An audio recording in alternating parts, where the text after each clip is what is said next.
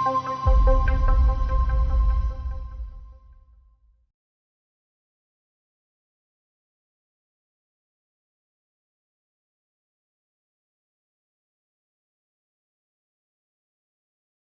वालेकुम everyone. I hope कि आप सब ठीक होंगे। हम अपने सेशन को स्टार्ट करते हैं। हमारा सेशन है अबाउट बजट। रिसेंटली जो बजट रिकॉर्ड,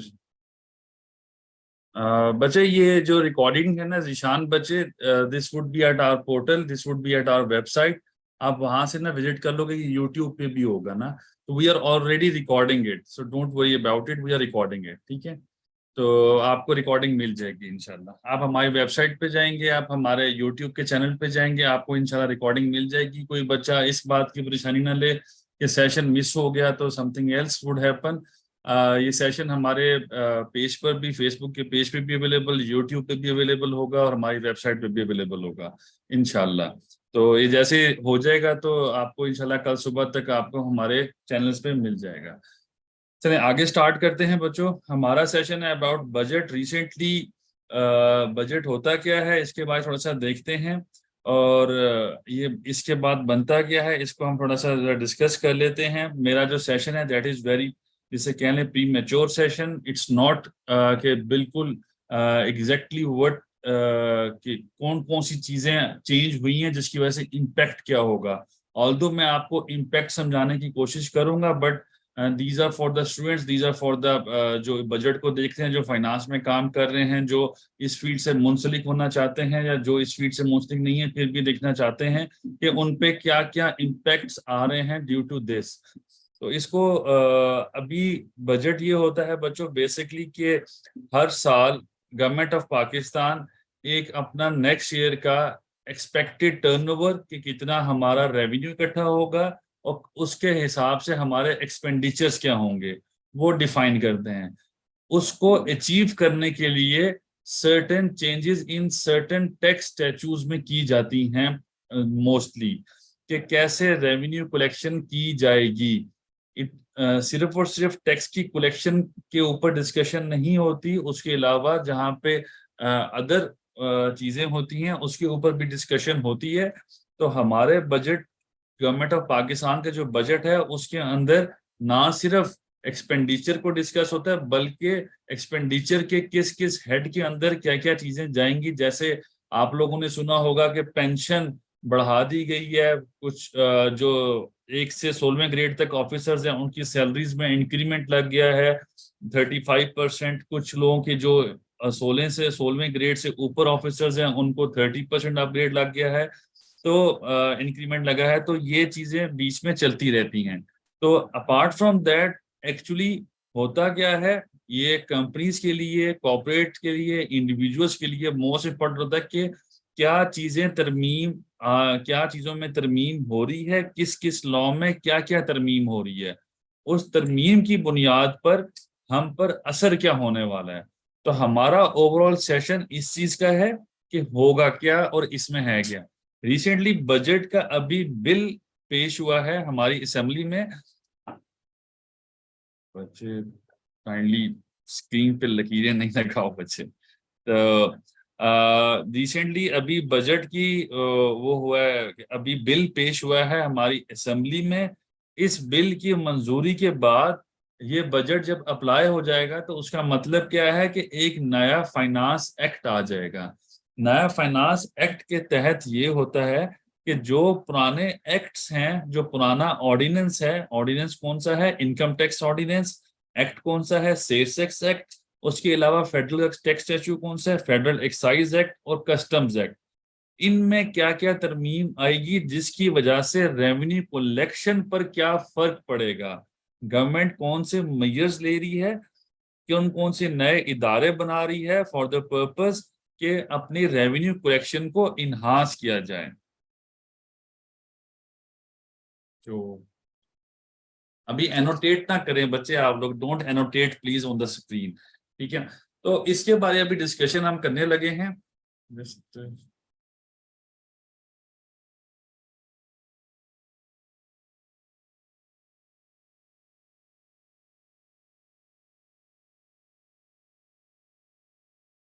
अब ये मुझे अब इसको remove, I don't know how to remove this is. बच्चों स्क्रीन पे एनोटेशन ना करें विद ड्यू रिस्पेक्ट।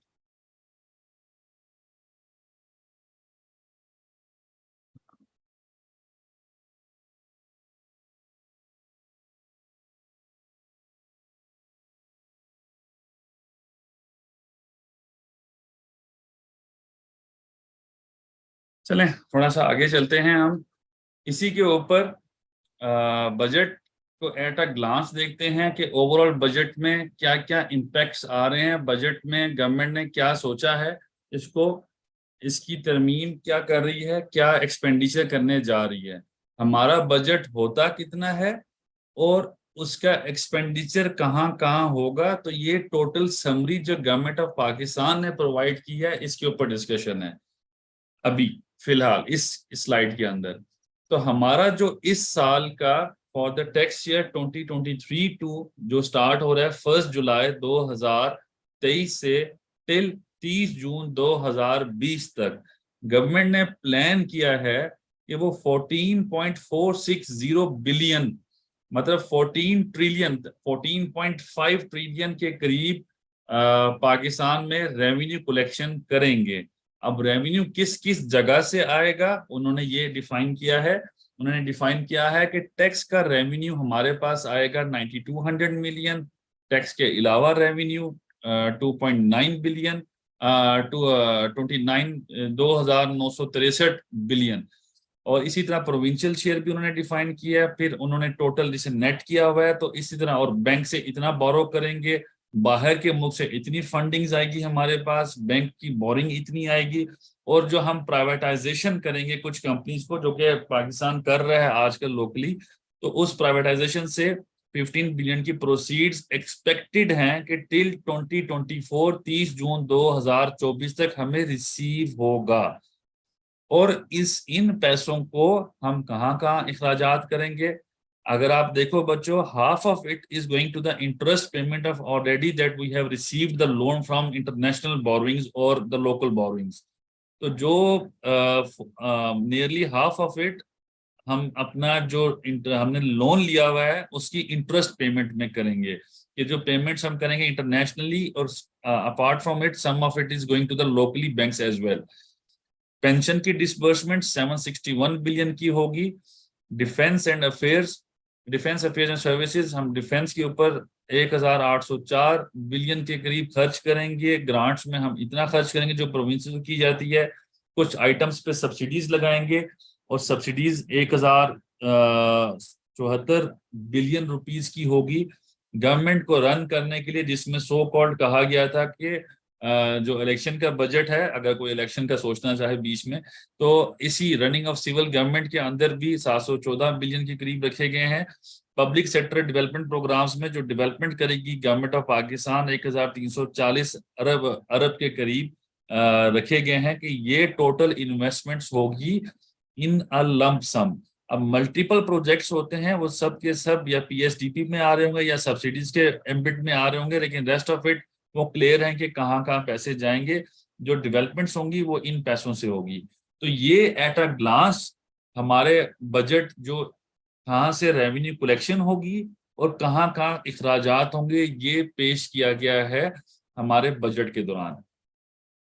इसको आगे चलते हैं थोड़ा सा बच्चों। अच्छा, इसको थोड़ा सा हम डिवाइड करते हैं रेवेन्यू को। अब इसी की एक बेटर पिक्चर यहाँ पे पेश की गई है कि प्राइवेटाइजेशन की हमने जो प्रोसीड्स है परसेंटेज के हिसाब से, वो जो टोटल परसेंटेज जो पीछे प्रोवाइड की गई थी उसमें प्राइवेटाइजेशन की प्रोसीड्स हमारे पास जो एक्सपेक्टेड हैं कि नेक्स्ट ईयर हमें रिसीव होंगी वो 0.1% हैं। और जो नेट रेवेन्यू रिसीट्स हैं जो 48% टोटल आ रही हैं हमारे पास, बैंक की बोरिंग्स 22% आ रही हैं।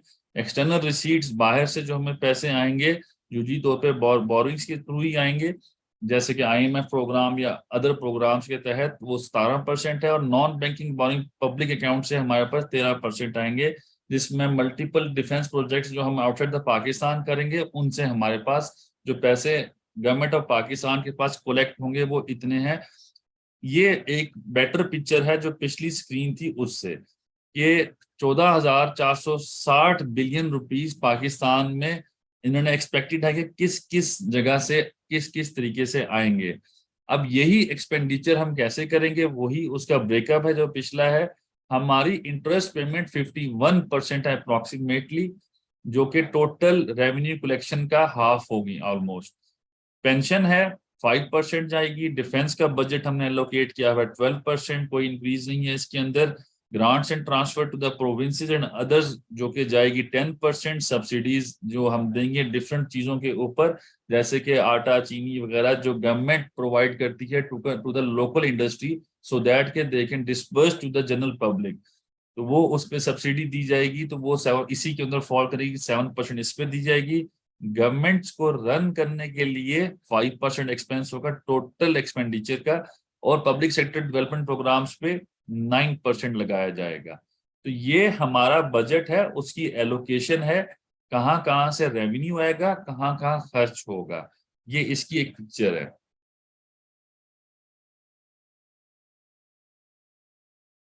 आ, बच्चों, बकिया को आवाज आ रही है? एक बच्चा कह रहा है कि उसको आवाज नहीं आ रही। कैनली रिप्लाई थ्रू मैसेज कि आवाज आ रही है। सही आ रही है ओके बच्चों, आप अपना नेट ठीक कर लो। मे बी सर, आवाज तो आप नेट ठीक कर लो थोड़ा सा। जिसको आवाज नहीं आ रही, बल्कि सबको अप्रोक्सीमेटली आ रही है। और आप भी जरा देख लें, अपने नेट को चेक कर लें बच्चे। ठीक है, थोड़ा सा बच्चों इसको आगे चलते हैं। अब पिछला था कि बजट की डिवीजन क्या है। If you try to understand कि ओवरऑल बजट इस तरीके से आ रहा है कि कितने पैसे आ रहे हैं कितने जा रहे हैं। अब इसका इकोनॉमिक सर्वे थोड़ा सा हम करते हैं कि जो डिफरेंट डिफरेंट अल्फाज अदा किए जाते हैं उनका क्या मतलब है, थोड़ा सा समझ लेते हैं। कि जो परसेंटेजेस दी जाती हैं, जो टीवी पे चल रहा होता है, लोगों को थोड़ा सा होता है कि हो क्या गया है। तो एक्चुअल में 2022, जिसे हम कहें 30 जून 2000 जिसे कहें 22 को खत्म हुआ था, उसकी जो ग्रॉस डोमेस्टिक प्रोडक्ट है बेसिकली पाकिस्तान की, वो थी 6.10%। हमारा जीडीपी जो परसेंटेज थी, दैट वाज फेयर इनफ 6.10%। वो ग्रोइंग कह सकते हैं हम। जबकि इस साल अभी जब 30 जून को खत्म होगा, ये इन्होंने एक्सपेक्टेड बताया हुआ है, जबकि वो कितना है 0.29%। बेसिकली काफी ऐसे इश्यूज थे जिसकी वजह से हमारी जीडीपी फॉल कर गई है, जिसमें मल्टीपल चीजें हैं। उनको आई डोंट थिंक कि यहाँ पे डिस्कस करना है, थोड़ा सा मैं उसका आगे कर दूंगा, जिक्र कर लूंगा। इन्फ्लेशन पहले भी एग्जिस्ट कर रही थी। 30 जून 2022 तक इन्फ्लेशन का रेट था 11%, अफराते जर। और अब इन्फ्लेशन का रेट है जो 30 जून जो करंटली जो चल रहा है, एक्सपेक्टेड है कि 28.2% पे चला जाएगा। डिफरेंट इकोनॉमिक फोरम्स डिफरेंट चीजें कोट करते हैं। यहाँ पर हम काफी चीजों को मलूज़े खातिर रख के इसकी कैलकुलेशन करते हैं, जिससे हमें एक डिफरेंट पिक्चर नजर आती है। Although it is nearly 2 times increase of the previous year, but it is a very massively increase. अगर कुछ लोग 42-45% भी कह रहे हैं, कुछ लोग 38 भी कह रहे हैं, कुछ लोग डिफरेंट है। बट इकोनॉमिक सर्वे के मुताबिक हमारी इन्फ्लेशन जो ग्राउंड रियलिटी के हिसाब से, अगर हम हर चीज को डिफरेंट एवेन्यू से देख के डिस्कस करें, तो हमारा इन्फ्लेशन जो कि सेटल्ड है वो 28.2% से नीचे नहीं है। इतनी महंगाई अब है। इसी तरह हमारा जो डेट जितना है, जितना कर्जा हमारे ऊपर है, उसकी पेमेंट किस तरह हो रही है, थ्रू जीडीपी हो रही होती है। जाहिर सी बात है, जितनी हमारी डेवलप करेगी इकोनॉमी, जितना पैसा हुकूमत के पास होगा एज कंपेयर टू दैट, क्योंकि हमने डेट कर्जे लिए हुए हैं, उन कर्जों को हमने वापस करना होता है।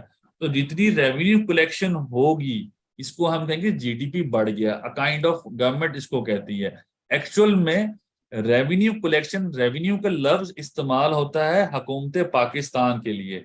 हुकूमत पाकिस्तान का रेवेन्यू ज्यादातर क्या है, टैक्स रेवेन्यू। टैक्स रेवेन्यू क्या है, लोगों से टैक्स लेना। लोगों से टैक्स क्यों लेते हैं, क्योंकि लोगों की इनकम बढ़ रही होती है। तो इसका इनकम के साथ डायरेक्ट रिलेशन है टू डेट। तो जितनी ज्यादा इनकम होगी उतना हमारा डेट टू जीडीपी रेशो कम होगी। हमारी इनकम क्योंकि कम हो रही है इसीलिए हमारा डेट टू जीडीपी रेशो बढ़ रहा है। अब क्या सिचुएशन है कि डेट टू जीडीपी जो रेशो है हमारे पास वो है 74% 2022 में था, जबकि डेट टू जीडीपी रेशियो 70% अब है। हमारा डेट थोड़ा कम हुआ है, जिसे कह सकते हैं इनकम बढ़ी है। ये एक परसेंटेज गिव और टेक करके ऑलमोस्ट सेम ही परसेंटेज है। Policy rate government of Pakistan का 2022 में जो इंटरेस्ट रेट था वो चल रहा था 13.5%। जो 13.5% पहले चल रहा था, तो अब जो है वो पॉलिसी रेट एक्सपेक्टेड है कि बाय 30 जून जो इंटरेस्ट रेट चल रहा है इसमें टाइबोर प्लस 3% नहीं, जो गवर्नमेंट का रेट एक तरह से चल रहा है वो 21% चल रहा है। ये जो डिफरेंट पैरामीटर से निकलता है उससे ये हम क्लियर कर रहे हैं। ये ओवरऑल पिक्चर है हमारे पास, एक शॉर्ट पिक्चर है जो आजकल इकोनॉमिक सिचुएशन है। इसको मजीद हम थोड़ा सा देखते हैं, इसको मजीद एलैबोरेट करते हैं। थोड़ा सा हम बैक हिस्ट्री में भी चलते हैं। 2020 में हमारी जीडीपी थी 0.94%, ठीक है, जो कि हमारी इनकम थी वो कितनी चल रही थी, हमारी इनकम ज्यादा थी कम थी, that is directly proportion to the GDP. हमारी जीडीपी 2020 में काफी कम थी, जैसे माइनस में डिक्लेयर की गई थी। 2021 में सब्सटेंशियल इंक्रीज आया था और वो गवर्नमेंट ने ही डिक्लेयर की थी। ये गवर्नमेंट के डिक्लेयर्ड वर्जन है जो यहाँ पे मैंने उठाए हैं सोर्सेज। तो 2021 में हमारी जीडीपी बढ़ के 5.74 हो गई थी 0.94 से माइनस में से, जबकि 2022 में it went up a bit more, that was a very meagre increment जिसे कह लो, बट इट वाज बेटर जिसे कह लो कि एटलीस्ट इंक्रीज तो आया था, जो कि 6.1 थी बाय 30 जून 2022 की बात कर रहा हूँ। और बाय 30 जून 2023 तक एक्सपेक्टेड है कि हमारी जो जीडीपी है 0.29% होगी। अब ये जीडीपी वो है जो कि गवर्नमेंट की एक्चुअल में आ रही है, एक गवर्नमेंट के सोर्सेज ने ये डिक्लेयर की है। अब जीडीपी जो बजट की थी लास्ट ईयर, जिस तरह पिछले अभी हम जीडीपी को देख रहे हैं तो गवर्नमेंट कितना बजट कर रही थी, वो 5% बजट कर रही थी। अब जबकि बजट कर रही है तो अब नेक्स्ट ईयर जिसे कह लो कि वो कह रहे हैं कि हम 6.1, जिसे कह लो वो 6.1 या 6.5 तक बजट कर रहे हैं कि हम अगले साल कर लेंगे, जिसे 30 जून 2024 तक। बट ये अभी डिपेंडेंट है।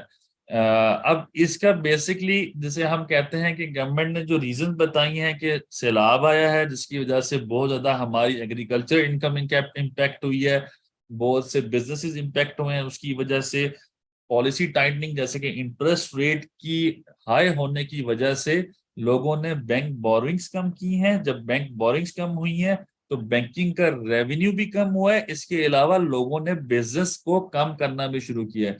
Recently you have heard of के शेल पाकिस्तान में जो इन्वेस्टमेंट है शेल इंटरनेशनल की, Shell international is about to sell its shares to some other. जो भी इसमें इन्वेस्ट करना चाहे वो इन्वेस्ट कर सकता है, बट उन्होंने ऑप्शन ओपन कर दिया है कि हम Shell international is about to leave Pakistan, but Shell Pakistan would continue, but उसके अंदर शेयर्स किसी और कंपनी के आ सकते हैं।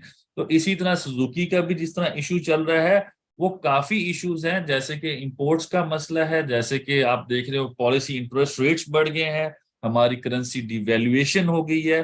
तो इन सब वजूहात को अगर हम इकट्ठा देखें तब जाके हमें समझ आती है कि हमारी इकोनॉमिक थोड़ा सा लैग कर रही है, थोड़ा सा नहीं बल्कि सब्सटेंशियली कहेंगे। हमारी economic position with every day with every hour passing we are getting nearer to the default जिसे कह लो, या we are getting nearer to the substantial loss. तो हम मूव कर रहे हैं। मैं जो फिगर्स बता रहा हूं मैं इन फिगर्स की बुनियाद पे बता रहा हूं, मैं कोई अपना ओपिनियन नहीं बता रहा। तो पॉलिसी टाइटनिंग थी, जो फिस्कल और एक्सटर्नल इम्बैलेंसेस थे उनको मैयर करने के लिए हमने जो कुव्वतें इस्तेमाल करनी थी वो प्रॉपर नहीं की जा सकी। फिर भी अब एक्सपेक्ट कर रहे हैं कि हम वी शेप्ड इकोनॉमिक सिचुएशन की तरफ जाएंगे। वी शेप का मतलब ये है कि टॉप से हम नीचे गिरे 6.1 से 0.29, अब हम रिकवर करेंगे 6.1 या 6.5 तक वापस रिकवर कर जाएंगे बाय द एंड ऑफ 2024। 2024 के एंड का मतलब है 30 जून 2024। खैर सर वीडियो ना करिएगा। अच्छा, थोड़ा सा इसी को आगे लेके चलते हैं बच्चों। अब जो डिफरेंट सेक्टर्स, जो कि हम थोड़ा सा एक ग्लांस है, अभी तक हम ग्लांस ही देख रहे हैं कि budget at glance total overall summary देख रहे हैं। बजट में अमेंडमेंट्स क्या आई हैं वो थोड़ी देर में मैं आपके साथ डिस्कस करता हूं।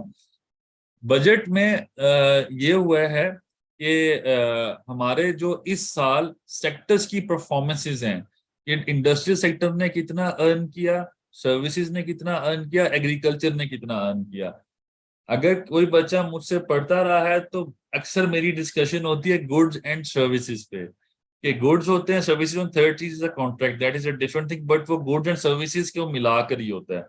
खैर, after the 18th amendment you are very well aware कि जो सर्विस सेक्टर है वो चला गया है प्रोविंशियल अथॉरिटीज के पास। तो प्रोविंशियल अथॉरिटीज सर्विस सेक्टर को देखते हैं, जो गुड्स के सेक्टर है, टेंजिबल आइटम्स के सेक्टर्स हैं, उनको देखा करता है federal board of revenue. Agriculture को भी प्रोविंशियल सेक्टर देखते हैं। तो डिस्पाइट के फ्लड की डेवस्टेशन की वजह से जो भी है, हमारा जो एग्रीकल्चर है उसकी ग्रोथ लास्ट ईयर की निस्बत इस साल 1.55% बेहतर रही है as compare to the last year. अब these are I would again say कि ये सारे की सारी गवर्नमेंट के सोर्सेज से इंफॉर्मेशन उठाई गई है। इसी तरह सर्विस के सेक्टर में भी ग्रोथ हुई है। जो ग्रोथ हुई है वो नियर टू 1% हुई है जो लास्ट ईयर की निस्बतन। अब इन दोनों का टारगेट था, सर्विस सेक्टर का टारगेट था 5.1% और एग्रीकल्चर का था 3.9, although we manage somewhat near to the agriculture sector, but for the service sector हम काफी लैग कर गए हैं। हम 4.1% से तकरीबन लैग कर चुके हैं इसमें, but the government is expecting के आगे बढ़ जाएगा। इंडस्ट्रियल सेक्टर में हमारा सब्सटेंशियल लॉस हुआ है कि हमने जो थोड़ा पिछले साल प्लस चल रहा था, अब उस प्लस को भी जीरो किया है, बल्कि ना सिर्फ जीरो किया है, हम माइनस में चले गए हैं। -2.94 हमारी ग्रोथ रही है इस सेक्टर में। मतलब हम ग्रोथ हुई ही नहीं है, हम लॉस की तरफ गए हैं इंडस्ट्रियल सेक्टर में। प्राइमरीली इंडस्ट्रियल सेक्टर जो होता है, गवर्नमेंट का रेवेन्यू होता ही इंडस्ट्रियल सेक्टर के रेवेन्यू की इनकम की बुनियाद पे। उसकी इंडस्ट्रियल सेक्टर जितना परवान चढ़ेगा उतनी इनकम ज्यादा होगी, उतनी इनकम ज्यादा होगी उतना टैक्स ज्यादा होगा, जितना टैक्स ज्यादा होगा उतनी रेवेन्यू कलेक्शन ज्यादा होगी by government of Pakistan. So government ने इंडस्ट्रियल सेक्टर में गवर्नमेंट ने काफी लॉस किया है। गवर्नमेंट का रेवेन्यू कलेक्शन बहुत कम रहा है as compare to the previous years. खैर, ये था हमारा सेक्टर वाइज परफॉर्मेंस थोड़ी सी। अब जो बजट आया है उसके थोड़े से इम्पैक्ट्स देखते हैं। जो बजट आया है, बजट में क्या क्या चीजें प्रपोज की गई हैं, मैं एक दफा रिपीट करूंगा। ये जो बजट है बच्चों, दिस बजट इज जस्ट अभी प्रपोज्ड है, अभी इस पे डिस्कशंस होंगी, अभी डिस्कशंस चल रही हैं इसके ऊपर। कुछ चीजें गवर्नमेंट ऑफ पाकिस्तान इसमें से माइनस करेगी, कुछ चीजें पे रेट जो है वो रिवाइज करेगी अपना, और 30 जून को जो इम्प्लीमेंट होगा that would be the final budget. Budget से क्या बनेगा? बजट से फाइनेंस एक्ट बनेगा, हमारा इनकम टैक्स ऑर्डिनेंस की अमेंडमेंट्स आएंगी जो कि उसी के अंदर इम्प्लांट हो जाएंगी, और वो अब नए बजट के तहत नेक्स्ट ईयर की रेवेन्यू कलेक्शन होगी। इसी तरह हमारा जो सेल्स टैक्स एक्ट है उसके अंदर अमेंडमेंट्स आएंगी, और वो अपना जो सेल्स टैक्स एक्ट है उसको अमेंड करके उसी के हिसाब से रेवेन्यू कलेक्शन होगी। और सेम लाइक कस्टम्स एक्ट और फेडरल एक्साइज एक्ट, दोनों में अमेंडमेंट आएंगी। तो ये सारी अमेंडमेंट्स थ्रू फाइनेंस एक्ट आनी है। अब जो गवर्नमेंट ने रेवेन्यू मेजर्स क्या क्या ऑप्ट किए हैं, गवर्नमेंट ने जिसे अब हम थोड़ा सा जैसे सेलिएंट फीचर्स अगर हम कहें गवर्नमेंट के, तो गवर्नमेंट का सेलिएंट फीचर ये है कि उसने 4C की जो एप्लीकेशन थी, 4C था सुपर टैक्स। सुपर टैक्स जो है उसने all over across the board उसने सब पे लगाया है कि जिसकी इनकम 150 मिलियन से ज्यादा होगी उस पर सुपर टैक्स। ना सिर्फ ये, बल्कि उसने एक स्लैब्स बना दी हैं कि जिसकी जितनी ज्यादा इनकम होगी उस पर अकॉर्डिंगली सुपर टैक्स भी ज्यादा होगा। तो थोड़ा सा एक्स्ट्रा टैक्सेशन की तरफ गवर्नमेंट जा रही है, टैक्स ज्यादा इम्पोज कर रही है। अपार्ट फ्रॉम इट रेट्रोस्पेक्टिवली भी थोड़ा सा इम्पोज किया है गवर्नमेंट ने। जिस तो ये सारे मैटर्स हैं, ऑल दो दे इफ समबडी नोस, ये सारे के सारे हाई कोर्ट्स में कुछ पेंडिंग है और कुछ सुप्रीम कोर्ट में भी जा चुके हैं इस मैटर के अंदर। तो ये अभी पेंडिंग चल रहे हैं, कुछ का ऑर्डर आ चुका है, कुछ पेंडिंग है, but the overall story is very unclear about it. Faheem sahab kindly mute कर दें, thank you very much Faheem sahab. अच्छा, अब एडवांस एडजस्टेबल जो पहले एक दफा होता था कि जब कैश विड्रॉ करते थे बैंक से तो एक ओवरऑल इम्पैक्ट आता था हमारे उसके ऊपर के जब भी कैश विड्रॉ करेंगे एक लिमिट के ऊपर ज्यादा सब, इधर आप टैक्स पेयर हैं, इधर आप नॉन फाइलर हैं या नॉन टैक्स पेयर हैं, या जो भी सिचुएशन है, तो पहले सब के लिए ये था। बट अब ये जो non active tax payer list में जो फॉल करेंगे लोग, उन पर जब कैश विड्रॉ करेंगे तो उस पर टैक्स लग जाएगा, और वो एक्स्ट्रा टैक्स है जिसे कह लें वो 0.6% के हिसाब से फॉर एवरी अबव अमाउंट है, जिसे कह लो 50,000 से ज्यादा अमाउंट निकलेगी तो उस पर टैक्स कट जाया करेगा। इसी तरह with holding rates on supply of goods हैं, उस पे थोड़ा सा रिवाइज किया, एक्स्ट्रा रेट लगा दिए हैं। पहले जो रेट्स थे किसी का 4.5 था तो अब 5.5 कर दिया, किसी का 2.5 था तो 3.5 कर दिया। विद होल्डिंग रेट्स में थोड़ा सा इंक्रीज कर दिया गया है, कमर्शियल इंपोर्टर के रेट्स में भी इंक्रीज कर दिया गया है। फाइनल विद होल्डिंग अगर जिसे कह ले हमारा बोनस शेयर कंपनी इशू करती है अपने एम्प्लॉयज को या किसी भी तरीके से इशू करती है बोनस शेयर, तो उस पर भी 10% टैक्स लगाया गया है और ये फाइनल कर दिया गया है। अब अपार्ट फ्रॉम दैट कुछ चीजें जैसे कि डेबिट कार्ड और क्रेडिट कार्ड से आप लोग इंटरनेशनल परचेजिंग करते हो, जब परचेजिंग करते हो तो पहले जो आप टैक्स पे करते थे 1%, अब इसको इंक्रीज करके 5% कर दिया गया है। अगर आप नॉन एक्टिव हैं या नॉन फाइलर हैं तो आपका रेट होता था 2%, अब वो 5 से डबल करके 10% कर दी गया है। तो जो कोई पेमेंट आप इंटरनेशनली कोई करते हो थ्रू क्रेडिट कार्ड और डेबिट कार्ड, उस पे रेट ऑफ टैक्स भी ज्यादा कर दिया गया है।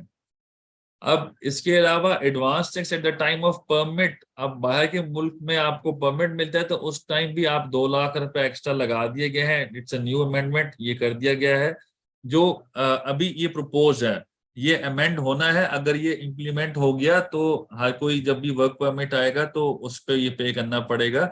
Imposition of additional tax at the rate of not exceeding 50% on income and profit and gains of a person or class of person extraordinary। अब ये एक नया सेक्शन इंट्रोड्यूस कर दिया गया है जो कि वो अपार्ट फ्रॉम ये है कि गवर्नमेंट ऑफ पाकिस्तान एक इदारा बना रहा है, मतलब फेडरल बोर्ड ऑफ रेवेन्यू एक इदारा बनाएगा सेपरेट, वो एक नोटिस इशू करेगा जिसमें एक्स्ट्रा ऑर्डिनरी गेन्स अगर एक कंपनी को आए हैं तो उस पे जो टैक्स है एडिशनल टैक्स वो 50% तक होगा।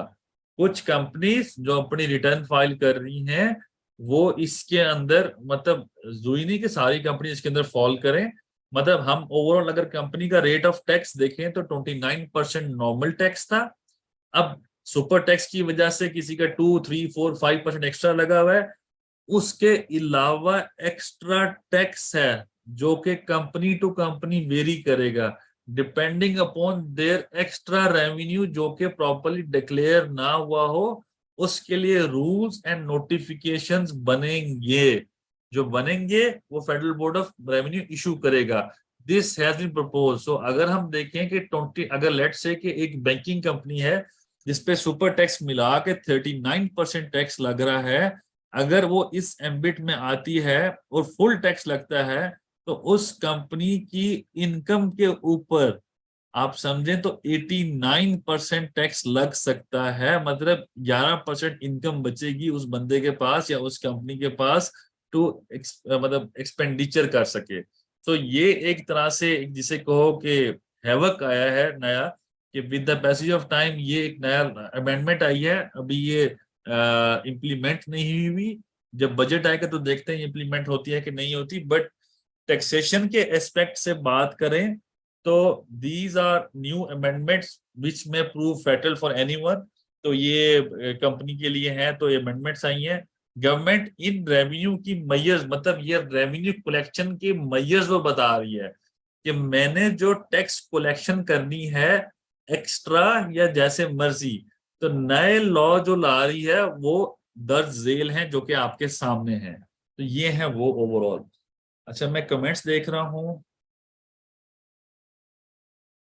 Okay, lagging behind the target. Okay,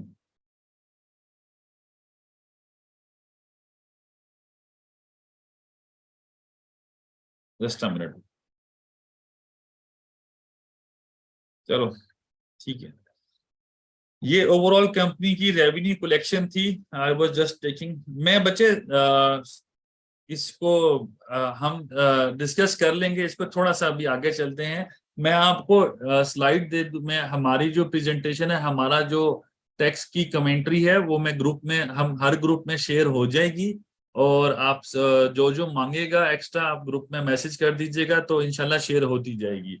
बेफिक्र रहें, किसी को कमेंट्री मिस नहीं होगी। जो जो जो मैसेज करेगा वैसे भी हम शेयर कर रहे हैं, जहां जहां आएगी हम शेयर करते रहेंगे मजीद। आप उसमें देखिएगा 0.8 विल इम्पैक्ट इंडिविजुअल्स, और क्योंकि पर्सन के अंदर डिफाइन है इंडिविजुअल्स, ठीक है, तो इंडिविजुअल्स में आ जाएंगे आप ना। तो पॉइंट नंबर 8 के लिए इंडिविजुअल्स इसका हिस्सा बन जाएंगे, ठीक है। खैर, इसको आगे थोड़ा सा बच्चे, लेकिन अभी दिस इज जस्ट प्रपोज्ड।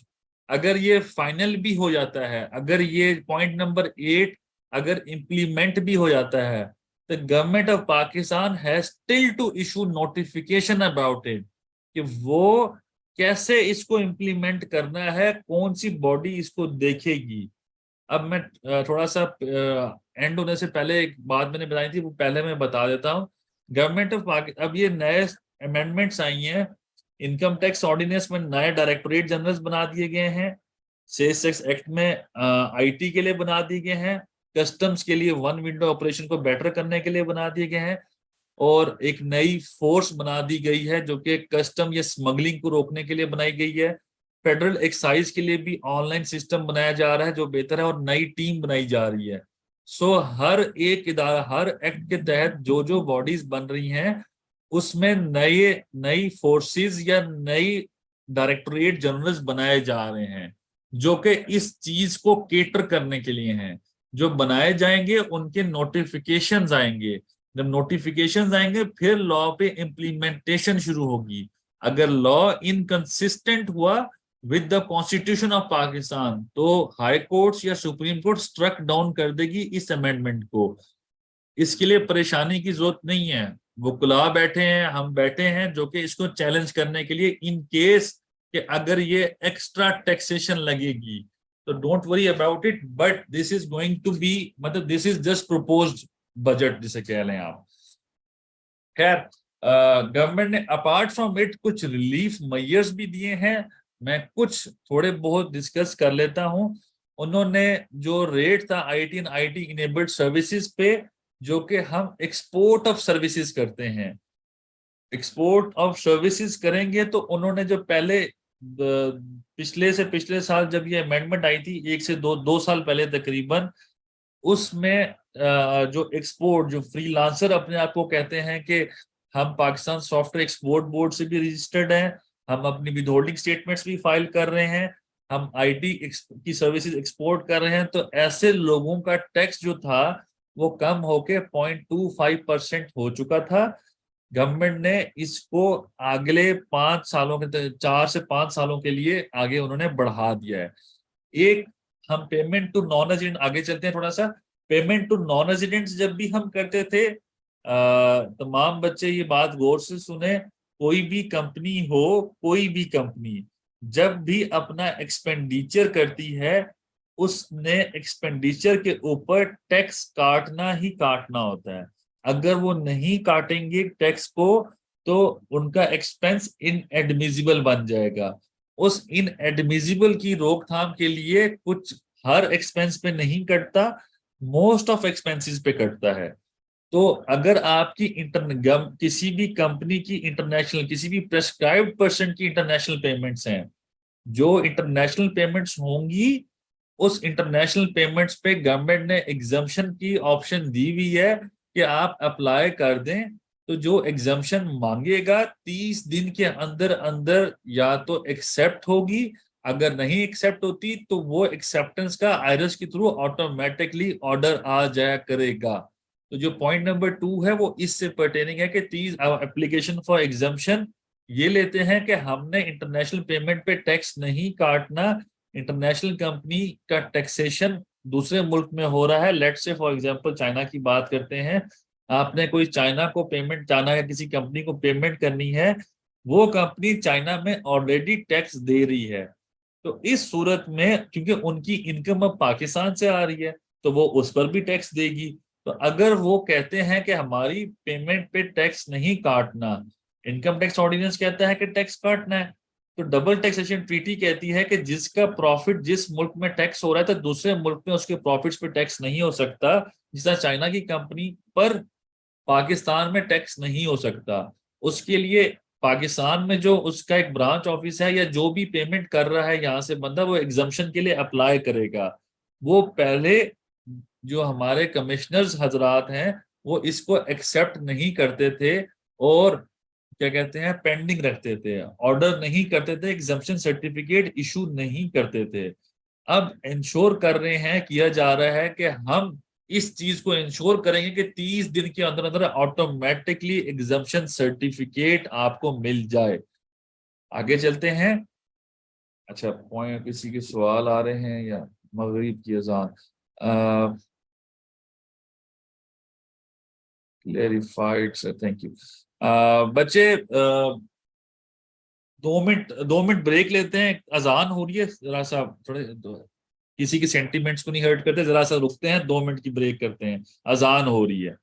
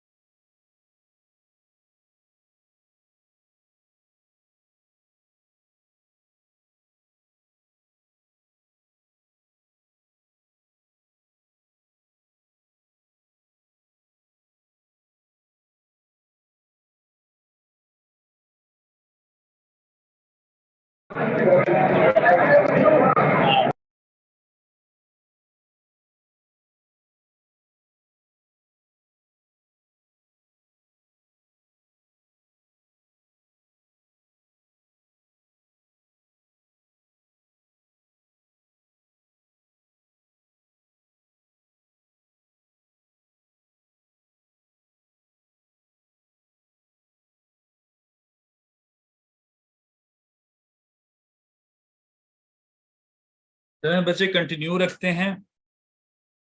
कुछ जो कि IT इनेबल्ड सर्विसेज हैं उनके लिए सेल्स टैक्स की रिक्वायरमेंट जो रिटर्न फाइलिंग है उसको भी खत्म कर दिया गया है, जो प्रपोज किया गया है।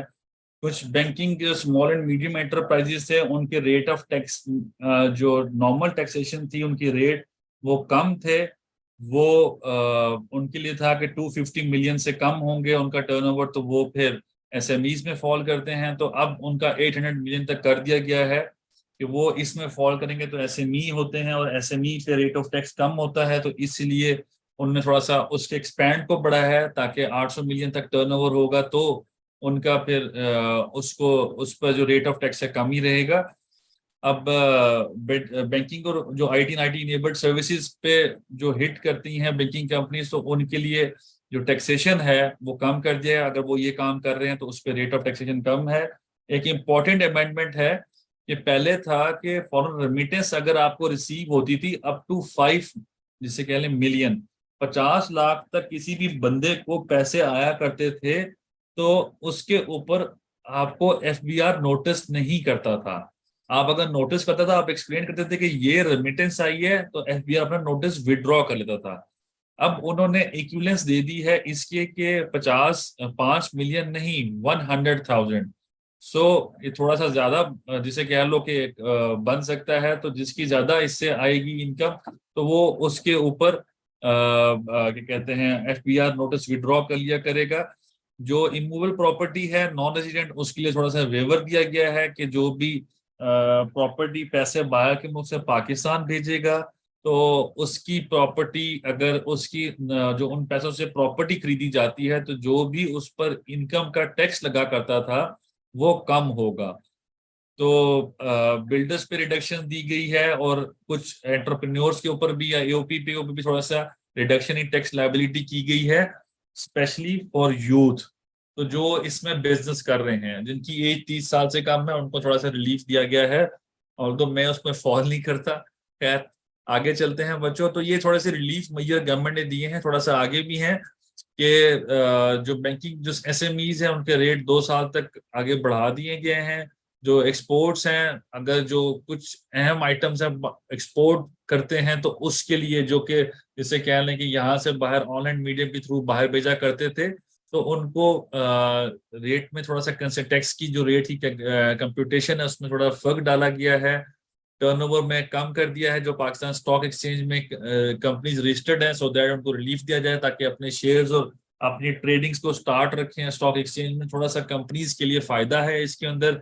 REET real estate investment trust जिन्होंने बनाए हुए हैं उसकी जो एग्जाम्पशन है वो भी अगले साल तक बढ़ा दी है, वो इस साल खत्म हो रही थी वो बढ़ा दी गई है। खैर these are the concessionary rates और जो प्रोवाइड किए गए हैं। तो क्या कहते हैं कंपनी गवर्नमेंट ऑफ पाकिस्तान ने एक तरफ थोड़ा सा सख्त स्ट्रिंजेंट मेजर्स लिए हैं फॉर द टैक्स कलेक्शन, एक तरफ थोड़ा सा उसने रिलीफ भी दिया है। उन्होंने अगर मैं रिलीफ की बात करूं तो रिलीफ ज्यादा प्रोवाइड किया गया है इंडिविजुअल्स को ताकि वो थोड़ा सा बेहतर हो सकें।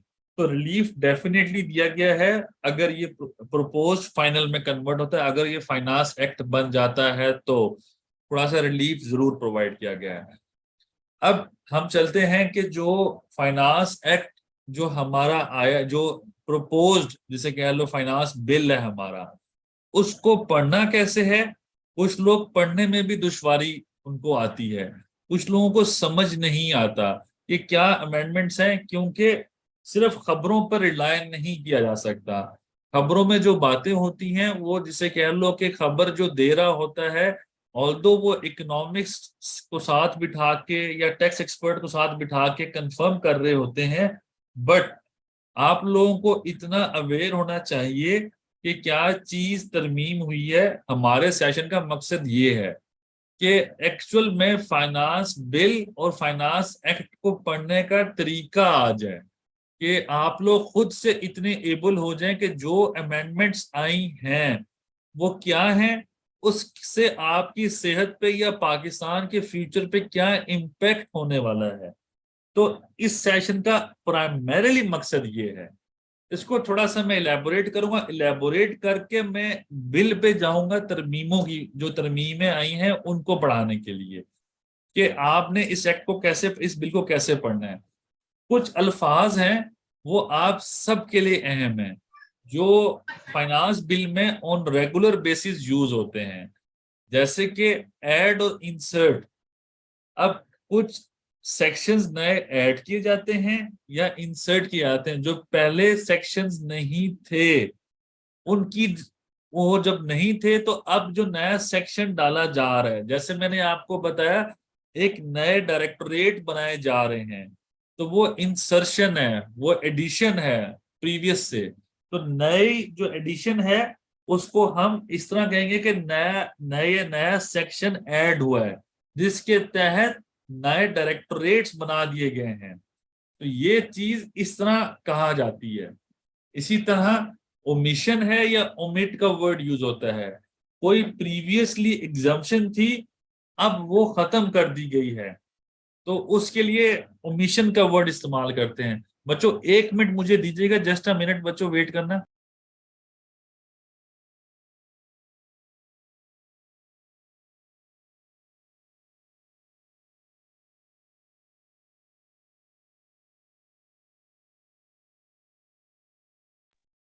ओमिशन और ओमिट का मतलब ये है कि कोई सेक्शन, कोई एंट्री, कोई सब सेक्शन, कोई क्लॉज, कोई रूल, कोई भी चीज अगर फाइनेंस एक्ट के तहत निकाल दी जाती है, मतलब खत्म कर दी जाती है, उसकी इम्प्लीकेशन जीरो हो जाती है starting from 1 July and onwards. 1 July onwards जो चीज खत्म कर दी गई है उसके लिए लॉ में वर्ड यूज करेंगे ओमिट या ओमिशन। इसी तरह वर्ड यूज करते हैं सब्स्टिट्यूट। पुराना कोई टेबल था, अब उसकी जगह पे नया टेबल आ गया है। पुराना सेक्शन था, वो बिल्कुल एग्जिस्ट कर रहा था, अब उसकी जगह पर नए अल्फाज या नई चीजें ऐड कर दी गई हैं, मतलब सब्स्टिट्यूट। नया बिल्कुल सेक्शन होगा, ऑल्दो मीनिंग वही होगा, बट उसकी वर्डिंग चेंज होंगी, उसी तरह की चीजें वही, उसका जो प्राइमरीली पर्पस था वही रहेगा, बट नई चीजें थोड़ी सी एडअप हो जाएंगी। तो वो एडिशन नहीं कहलाएंगी, वो सब्स्टिट्यूशन कहलाएंगी, क्योंकि पुराना जो है वो एग्जिस्ट कर रहा था। तो ये 3 वर्ड्स गाहे बगाहे इस फाइनेंस बिल में यूज होंगे। तो इसी को थोड़ी सी एग्जांपल के साथ हम देखते हैं। अब ऐड और इंसर्ट और एक्ट और ओमिशन, ओमिट और ओमिशन की एग्जांपल थोड़ी सी नीचे है। In clause 29 after the expression section 234 the expression section 236 shall be inserted। मतलब नया सेक्शन 236 को डाल दिया गया है, मतलब प्रपोज किया गया है कि इसको अब डाल दिया जाए। तो ये है इंसर्शन की एग्जांपल। इसी तरह ओमिशन की क्या एग्जांपल है? In clause 41 the word fixed wherever occurring shall be omitted. जहां भी वर्ड फिक्स्ड लिखा हुआ होगा उसको ओमिट कर दिया जाए। तो ये भी प्रपोज किया गया। तो ये इस तरह वर्डिंग यूज हो रही है। नीचे एक और लिखा हुआ है, in clause D after the word personal the word और एंटिटी शेल बी इंसर्टेड। मतलब जहां भी वर्ड आ रहा होगा पर्सनल, उसके बाद और एंटिटी का वर्ड ऐड कर दिया गया जाए, ऐड कर दिया जाए। तो ये कुछ चीजें हैं जो कि लॉ में प्रपोज की गई हैं, और बाद में यही चीजें अमेंड होके हमारे एक्ट में डाल दी जाएंगी या निकाल दी जाएंगी। अब मैंने आपको 2 चीजों की एग्जाम्पल दी है, ऐड और इंसर्ट की, ओमिट और ओमिशन की। तीसरी है सब्स्टिट्यूट की। अब आपके प्रीवियस लॉ में मैंने लेट से एग्जांपल लगाई है, let's say on the left hand side आप देखो बच्चों, प्रीवियस लॉ में super tax, the rate of tax under section 4C shall be where income does not exceed 150 million, तो 0% ऑफ द इनकम। इनकम जब 150 से 200 million के दरमियान होगी तो 1%। तो ये चीजें पहले एग्जिस्ट कर रही थी। अब अगला जरा राइट साइड पे देखें, न्यू अमेंडमेंट। न्यू अमेंडमेंट में ये प्रपोज की जा रही है कि 0%, 150 मिलियन तक जीरो रहेगा, 150 से 200 तक 1%, जैसे लेफ्ट है वैसे ही राइट है। इसी तरह जहां पर इनकम 200 मिलियन से 250 मिलियन के थी तो 2%, 250 से 300 तो 3%। आप लेफ्ट साइड पे देखें प्रीवियस लॉ में एंट्री नंबर 4, तो वो सेम आ रही है, कोई फर्क नहीं आ रहा। लेकिन फिफ्थ एंट्री देखें, इनकम एक्सीड कर रही है 300 मिलियन से, does not exceed 350 million, does not exceed 350 million लिखा हुआ है। जबकि फिफ्थ एंट्री प्रीवियस लॉ में देखो बच्चों, तो एक्सीड कर जाए 300 मिलियन से तो डायरेक्ट टैक्स है 4% का, जबकि लिमिट नहीं लगी हुई। 300 मिलियन से ज्यादा है बट 350 मिलियन से कम है तो 4% सुपर टैक्स लगेगा।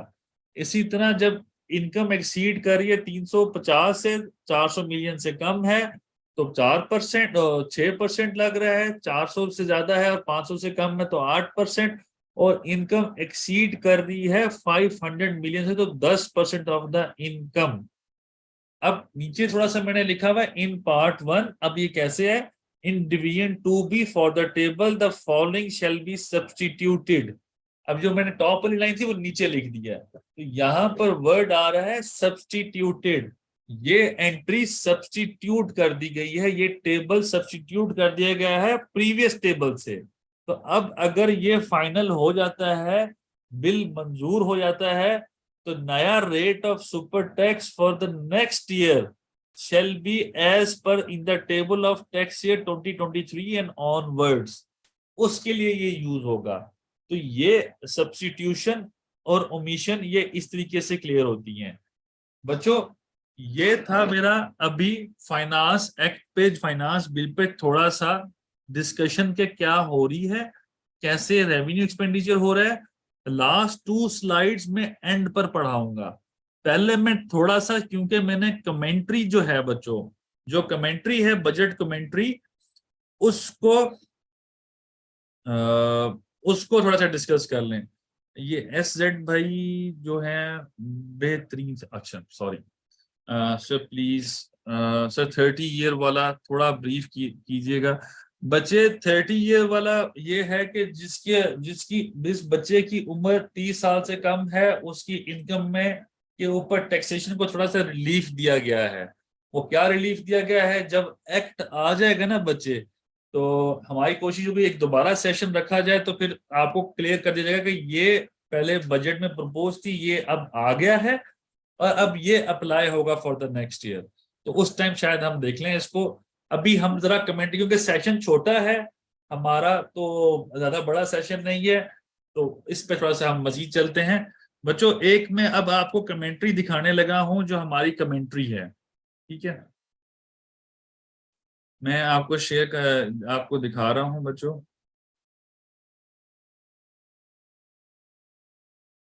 अब this is basically the commentary. अब हम कमेंट्री कर रहे हैं कि क्या अमेंडमेंट्स आई हैं, ये सब चीजें आपको शेयर की जाएंगी बच्चे, सब बच्चों को ये शेयर की जाएंगी, ग्रुप्स में शेयर की जाएंगी। ये जो हमारी प्रेजेंटेशन है ये सब कुछ हमारा ऑनलाइन अवेलेबल होगा इंशाल्लाह। तो आप लोग वेबसाइट के थ्रू, यूट्यूब के थ्रू, फेसबुक के थ्रू आप इसको देख सकते हैं इंशाल्लाह। हमारी वेबसाइट को विजिट करिएगा, आपको और भी काफी कुछ इस तरह की चीजें मिल जाएंगी। खैर इसको आगे से लेकर चलते हैं। कुछ अहम इंपॉर्टेंट अमेंडमेंट्स मैं आपके सामने दिखाऊंगा, ठीक है, तो आपके सामने डिस्कस करूंगा। आप लोगों को आई होप कि मेरी स्क्रीन नजर आ रही होगी, जो कमेंट्री खुली है बजट मेमोरेंडम इसका नाम है, इसको हम जरा पढ़ने लगे हैं। बच्चों एक मैसेज कर दो, आपको मेरी स्क्रीन नजर आ रही है जो कमेंट्री की है जो, ठीक है।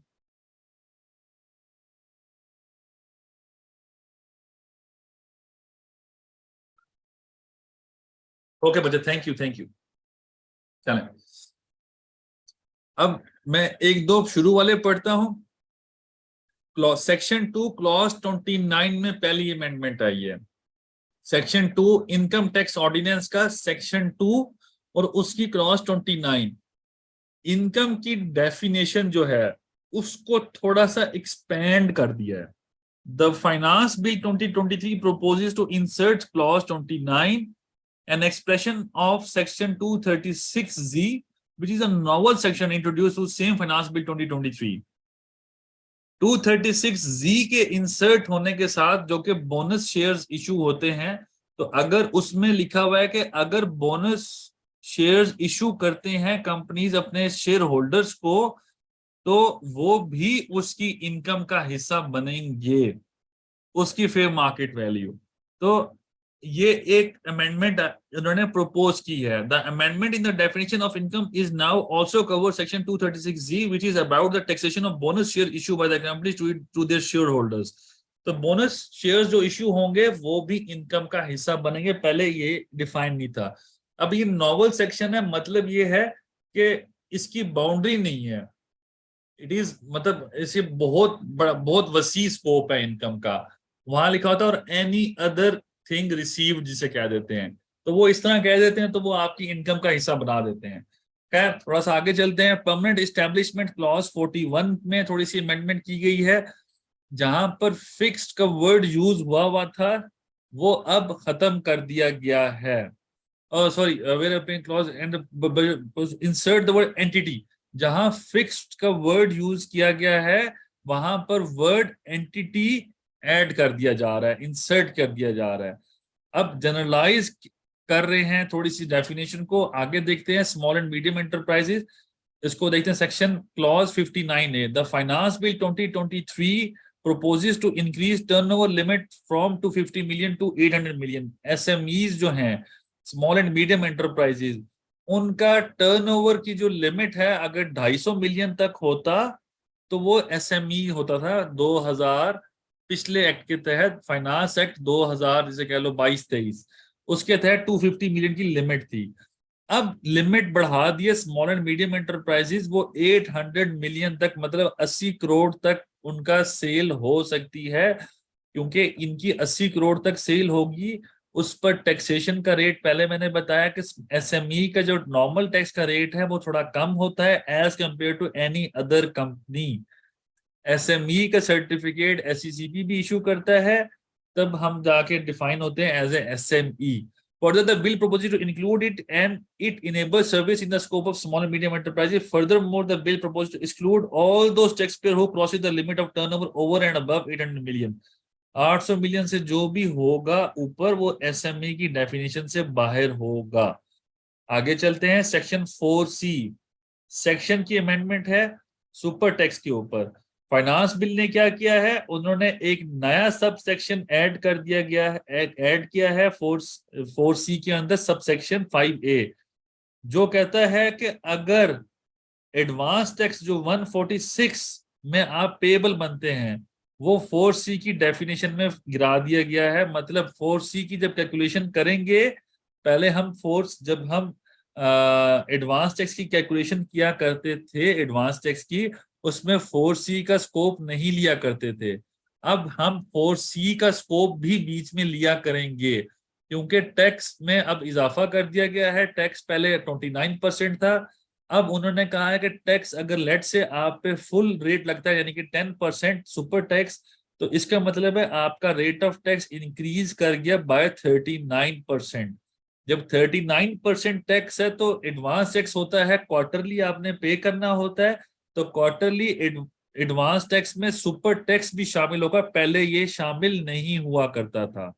तो उन्होंने अब इसकी क्लैरिटी दे दी है, क्योंकि super tax last year add हुआ है, इसीलिए उन्होंने अब थोड़ा सा इसको मजीद इसके सिस्टम को एक्सप्लोर किया है। अगर आप इनकम टैक्स की स्कीम देखो बच्चों, इनकम टैक्स कहता है जो ज्यादा अर्न करता है वो ज्यादा पे करेगा टैक्स, वो ज्यादा हुकूमत को पैसे देगा। अगर आप दूसरी तरफ देखो, यहां पर ओवरऑल में ये भी अपडेट दे दूं, सैलरीज के रेट में, एओपीज के रेट में कहीं पर कोई फर्क नहीं आया। वो वैसे के वैसे ही एग्जिस्ट कर रहे हैं, कोई स्पेशल चेंज उसमें बिल्कुल भी नहीं आई। जो पहला रेट ऑफ टैक्स था वैसे का वैसा रखा है। बहुत खबरें चल रही थी कि हुकूमत बढ़ा रही है, बहुत खबरें चल रही थी कि क्योंकि इलेक्शन आ रहा है तो हुकूमत उस रेट को कम कर देगी, but fact of the matter is उस रेट में कोई अमेंडमेंट नहीं लाई गई। तो ये हमारी ओवरऑल इस तरह की बजट की कमेंट्री है। The bill has thus rationalized the income tax ordinance whereby advance tax provision will now also apply on person paying the tax under section 4C, and calculation of advance tax would now include the tax liability paid under section 4C।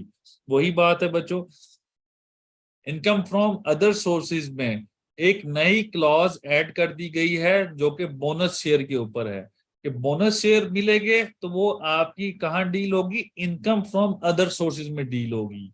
तो ये उन्होंने थोड़ा सा expand किया अपनी income को। पहले जो बोनस शेयर थे वो यहाँ पर नहीं आ रहे होते थे, अब उन्होंने कहा है कि ये तो इनकम है इसीलिए यहाँ पर आएगी।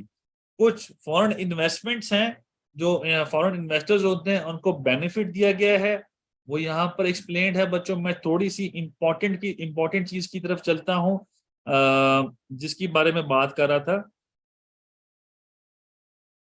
अच्छा, ये 99D है, ठीक है, सेक्शन 99D, जिसके बारे में कह रहा था कि जो रेट ऑफ टैक्स है वो बढ़ा सकते हैं, जो भी ज्यादा होगा 50% ज्यादा इंक्रीज कर सकते हैं। तो ये जो 99D है इस पे हमारी कमेंट्री अवेलेबल है, और वो उसमें मजीद ये कहते हैं कि मैं मजीद एक्सप्लेनेशन दे रहा हूँ, बच्चे ने पॉइंट पूछा था। और अब for any of the preceding 5 years from tax year 2023 and onwards, in addition to any tax charged, paid or payable under any provision of the ordinance, जो भी था प्रीवियसली आपने पे कर दिया या पेबल था आपका, an additional tax shall be imposed on every person who has any income profit or gain that have arisen to any person or class of person due to any economic factor or factors. Basically अगर आप समझे कि economic factors की बात करें, economic factors को define नहीं किया अभी तक ऑर्डिनेंस ने। इकोनॉमिक फैक्टर्स का मतलब यह है, अगर मैं इसकी थोड़ी सी रैशनल अप्रोच बताऊं, उन्होंने टैक्स लगाने की कोशिश की है उन मनी एक्सचेंज वालों को जो कि डॉलर्स की खरीदो फरोख्त में ऊपर नीचे करते हैं, जो हमारी इकोनॉमिक जैसे कह लो कि जो टाइटनिंग करते हैं, जो हमारे हालात थोड़े से हुकूमत के खराब करते हैं क्योंकि वो डॉलर्स को छुपा लेते हैं और उसकी वजह से होर्डिंग करते हैं डॉलर्स की या पाउंड्स की।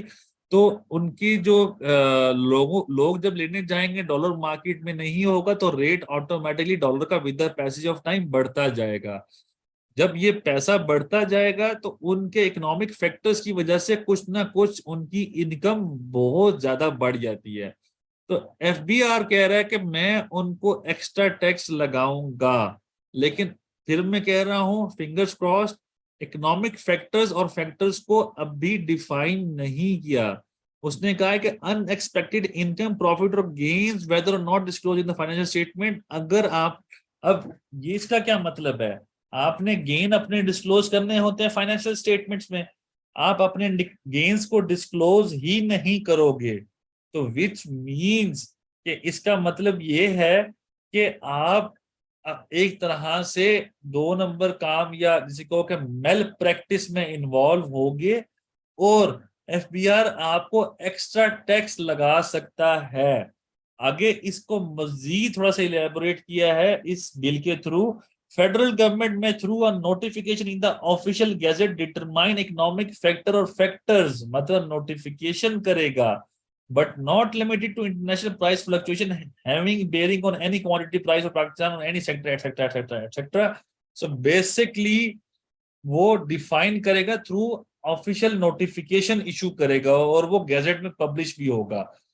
तो ये चीजें, एक अमेंडमेंट आई है, तो ये एक बहुत मेरे नजदीक एक डिफिकल्ट सिचुएशन है कि वो कुछ भी कर सकते हैं। एफबीआर यूजली जो इन्वॉल्व होते हैं वो टैक्स पेयर से एक इनकम या रेवेन्यू कलेक्शन के लिए इन्वॉल्व होते हैं।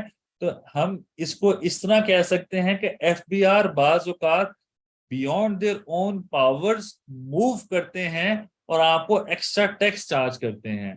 इसी तरह कुछ लोग होते हैं जो उन्होंने उन पे लीगल और मोरल लाइबिलिटी है कि अपनी इनकम और प्रॉफिट्स को बेहतर तरीके से डिस्क्लोज करें इन फाइनेंशियल स्टेटमेंट्स में नहीं करते तो इनकम टैक्स रिटर्न में बेहतर तरीके से डिस्क्लोज करें, क्योंकि फेडरल बोर्ड ऑफ रेवेन्यू देखता है इनकम टैक्स रिटर्न, उसकी बेसिस पे आगे चलेंगे।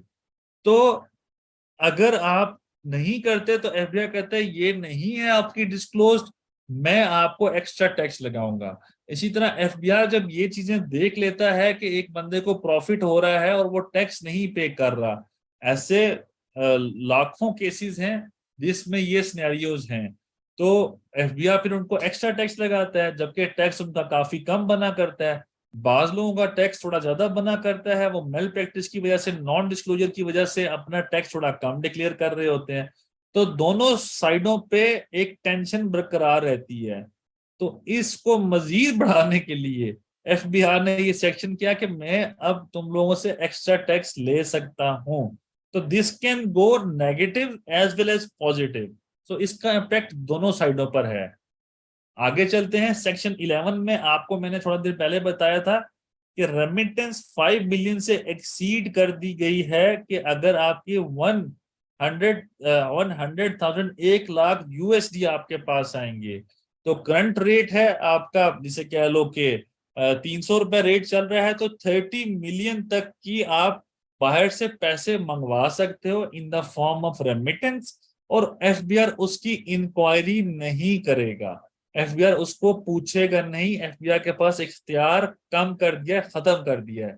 लेकिन 30 मिलियन से अगर 1 रुपया भी रेमिटेंस ज्यादा होगी, एफबीआर 31 मिलियन की इंक्वायरी कर सकता है, या 30 मिलियन 1 रुपए की भी इंक्वायरी पूरी की पूरी कर सकता है। सो पॉइंट इज, ऑल्दो उन्होंने अपना स्कोप ब्रॉडर किया है, बट टाइटन भी जरूर करेंगे। खैर, इसको आगे थोड़ा सा लेके चलते हैं, यही इसको उन्होंने थोड़ी सी अमेंडमेंट की है। अब एडवांस टैक्स, अब उन्होंने ना अपील्स में थोड़ी सी अमेंडमेंट की है, ना एडमिनिस्ट्रेशन में प्रॉपर अमेंडमेंट की है। सो अगर मैं पॉइंट कहूं कि कोई एडमिनिस्ट्रेशन को स्ट्रॉन्ग करने के लिए उन्होंने कोई प्रॉपर अमेंडमेंट नहीं की, हाँ डायरेक्टरेट नया बनाया जरूर है। तो खैर वो देखते हैं आगे। अब सेक्शन 152 में एक वो जो मैंने आपको थोड़ी देर पहले बताया कि एग्जम्पशंस जो हैं, वो उन्होंने कहा कि 30 दिन में इशू कर दी जाएगी। तो 30 दिनों में ऑटोमेटिकली आपके पास एग्जम्पशन आ जाएगी। अगर आप में से कोई एग्जम्पशन का जिसने पहले कभी काम किया हो, तो he would know very well. मैं एक मिसाल दिया करता हूँ क्लास में या जहां भी हूँ, अगर एग्जम्पशन की बात हो, तो इजराइल से कोई नहीं कहता कि मेरी जान ना निकालो, इजराइल आता है जान लेके चला जाता है आपकी।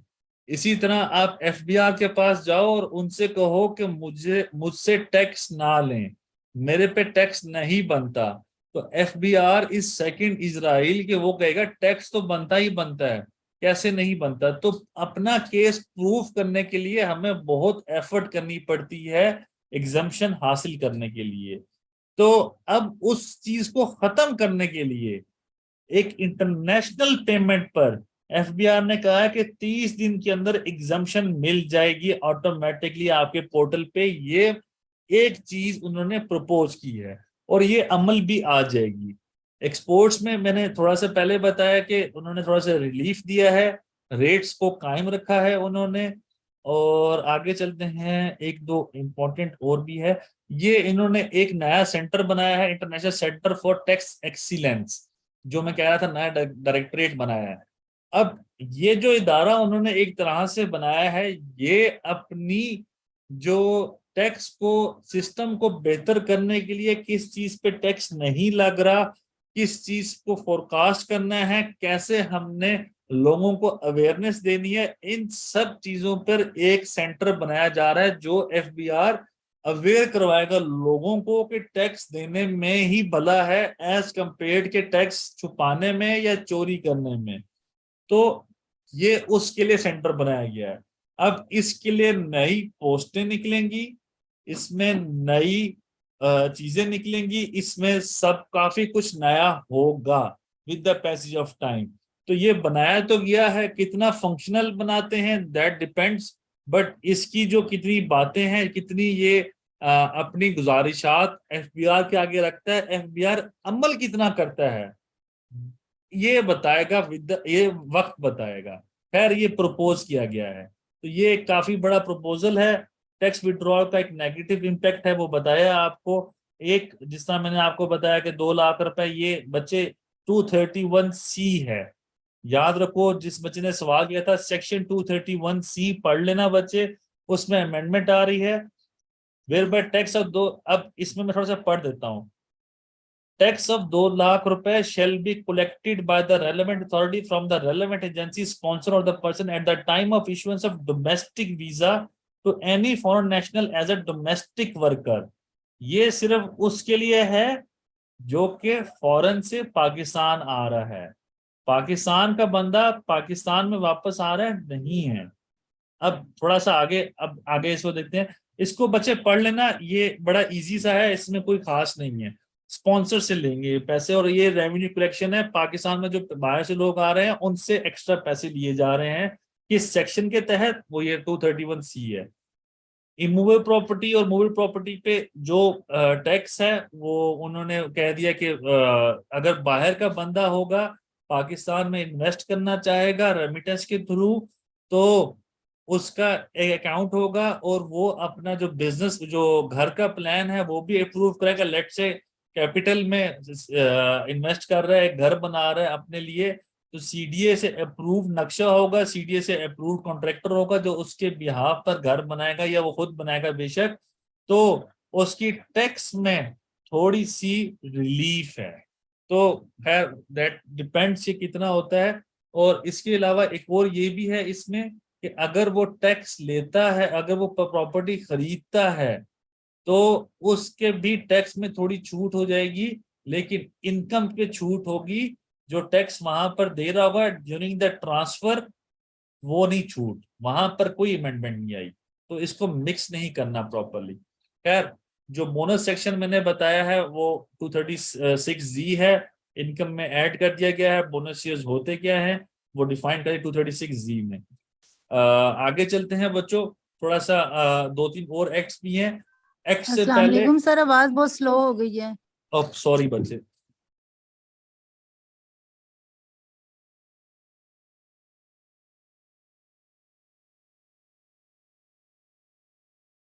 बच्चे बताना अब अगर आवाज ठीक है तो ठीक है। मेरे आगे माइक तो फुल वो शो कर रहा था, आवाज तो बता देना ठीक है। जी सर, अच्छा पहले बहुत अच्छी आवाज आ रही थी ना, क्लियर आ रही थी, अब बिल्कुल स्लो हुई है। सॉरी, अभी भी स्लो है बच्चे? जी सर, अभी भी स्लो है। अच्छा, इधर हमारी तरफ तो क्लियर है सर। बच्चे वो फिर जरा माइक म्यूट करके अपना जरा दोबारा करो तो कंटिन्यू रखें, ये शिकायत आती रहेंगी, कभी आवाज नहीं आ रही, स्लाइड सही नहीं है, प्लीज अच्छा कंटिन्यू। ठीक है प्लीज। तो बस बच्चे थोड़ा सा माइक बंद करके से, थोड़ा बहुत ग्लिचेस होते हैं तो बाज़ वक्त एड्रेस करना पड़ता है, तो थोड़ा ताकि सुन लें प्रॉपर सारे। तो ये छोटा सा आप माइक बंद करके ऑन करेंगे या रिकॉर्ड मीटिंग पे दोबारा ज्वाइन कर लेंगी तो इंशाल्लाह आवाज ठीक हो जाएगी। खैर जो अमेंडमेंट्स हैं इसके अंदर मजीद के जो रेट ऑफ टैक्सेस में अमेंडमेंट है, जैसे ये 4C है, अभी आपको मैंने दिखा दिया है। मिनिमम में थोड़ा सा जो अमेंडमेंट्स हैं वो सारी इसके अंदर हमने अवेलेबल हैं। अब मैं थोड़ा सा आगे चलता हूं बच्चों। इनकम टैक्स ऑर्डिनेंस में ये सारा कुछ आप देखेंगे तो कुछ ज्यादा वो बहुत ज्यादा अमेंडमेंट्स नहीं है, सिंपल वही की वही अमेंडमेंट्स हैं, कोई स्पेशल नहीं है। हम आगे चलते हैं सेल्स टैक्स के ऊपर या सेल्स टैक्स एक्ट, इसमें भी कुछ ज्यादा अमेंडमेंट्स नहीं आई। ठीक है, जो फैक्चुअली स्पीकिंग अगर मैं बात कहूं तो कुछ ज्यादा अमेंडमेंट्स नहीं आई, थोड़ा सा रिलीफ मैयर है। Extension exemption of Phata and पाटा फॉर अनदर 1 ईयर एक्सटेंडिंग, मतलब जो इनके टैक्स की एग्जाम्पशन थी सेल्स टैक्स की पर्टिकुलरली, वो 1 साल मजीद बढ़ा दी गई है। जो कॉन्ट्रासेप्टिव्स आप यूज करते थे, मेडिसिनल जिसे कह लो एक चीजें हैं और एक्सेसरीज के साथ, वो भी उस पर थोड़ा सा एग्जाम्पशन दी गई है। कोई हार्वेस्टर एग्रीकल्चर के लिए आप बाहर से मंगवाते हो या यहाँ पर आप बनाते हैं पाकिस्तान में, जैसे मिलर ट्रैक्टर बनाता है, तो उसके लिए भी थोड़ा सा जिसे कह लो कि अच्छा combine harvester dryer for agriculture products, yes, तो उसके लिए भी थोड़ी सी एग्जाम्पशन, वो उस पर भी थोड़ा सा जिसे कह लो कि एग्जाम्पशन दे दी गई है।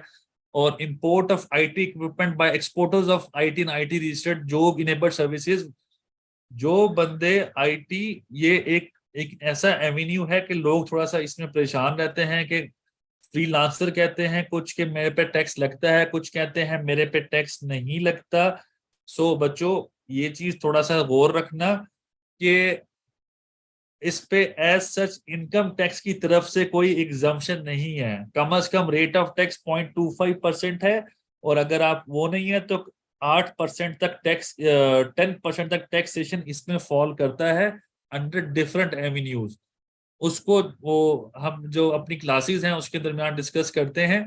जनरली समझ लें, बेसिकली बात यह है कि वो लोग जो कि IT and IT enabled services के इदारे के साथ, किसी शॉप के साथ या कोई सर्विसेज के ऐसे के साथ मुंसलिक हैं, और वो इदारा या वो बंदा रजिस्टर्ड है with Pakistan software export board, ठीक है, तो वो बंदा अगर आईटी इक्विपमेंट बाहर से इंपोर्ट करता है तो उस पर at the time of import tax, sales tax नहीं लगेगा।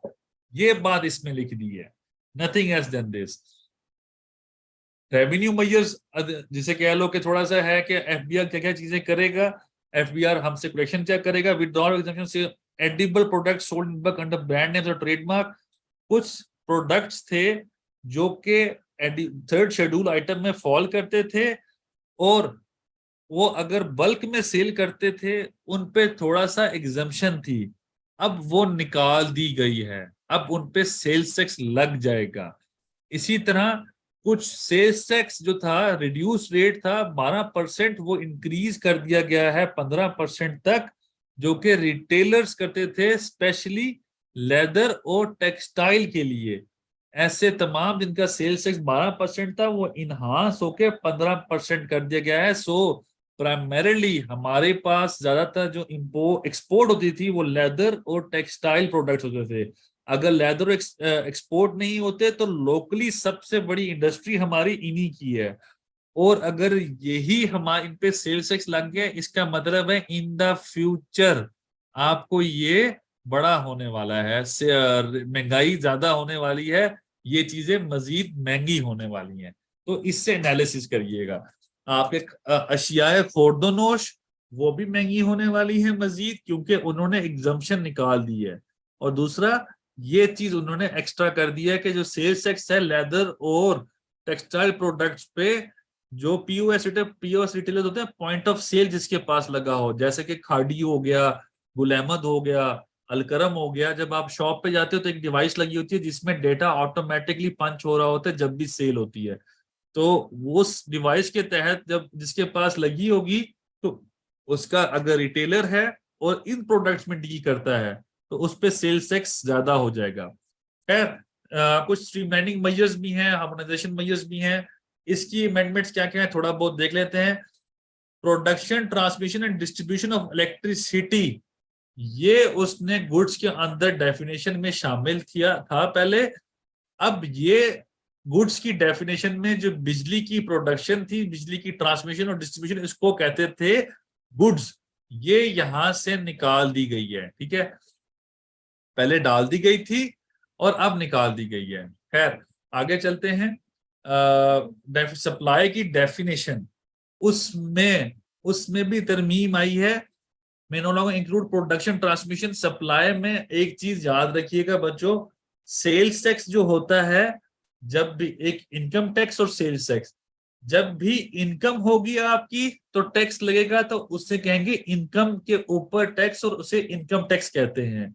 इसी तरह कोई भी चीज, कोई भी आइटम आप सेल करते हो, गुड्स, ठीक है, उसको वर्ड यूज करते हैं supply of goods. Supply of goods करते हो तो उस पर सेल्स टैक्स लगता है, मां सिवाय उन चीजों के जो एग्जम्प्ट हैं। इसी तरह इनकम टैक्स में भी सब पे टैक्स लगेगा, मां सिवाय उस इनकम पे जिस पे एग्जम्पशन हो। इसी तरह सेल्स टैक्स में जब एग्जम्पशन होगी तो सेल्स टैक्स नहीं लगेगा। तो सप्लाई की डेफिनेशन में प्रोडक्शन, ट्रांसमिशन, डिस्ट्रीब्यूशन इलेक्ट्रिसिटी आ रहा था, ये उधर से भी निकाल दिया गया है। टीयर 1 रिटेलर्स की डेफिनेशन को थोड़ा सा मॉडिफाई किया है। जो जो रिटेलर्स थे उसमें ज्वेलरी वगैरह को भी डाल दिया गया है, और कुछ चीजें इसी तरह की मजीद टीयर 1 रिटेलर्स में डाल दिए गए हैं। टीयर 1 रिटेलर्स जो हैं सेक्शन 2 में 43 में डिफाइंड है, वहां से देखेंगे, उसको साथ पढ़िएगा।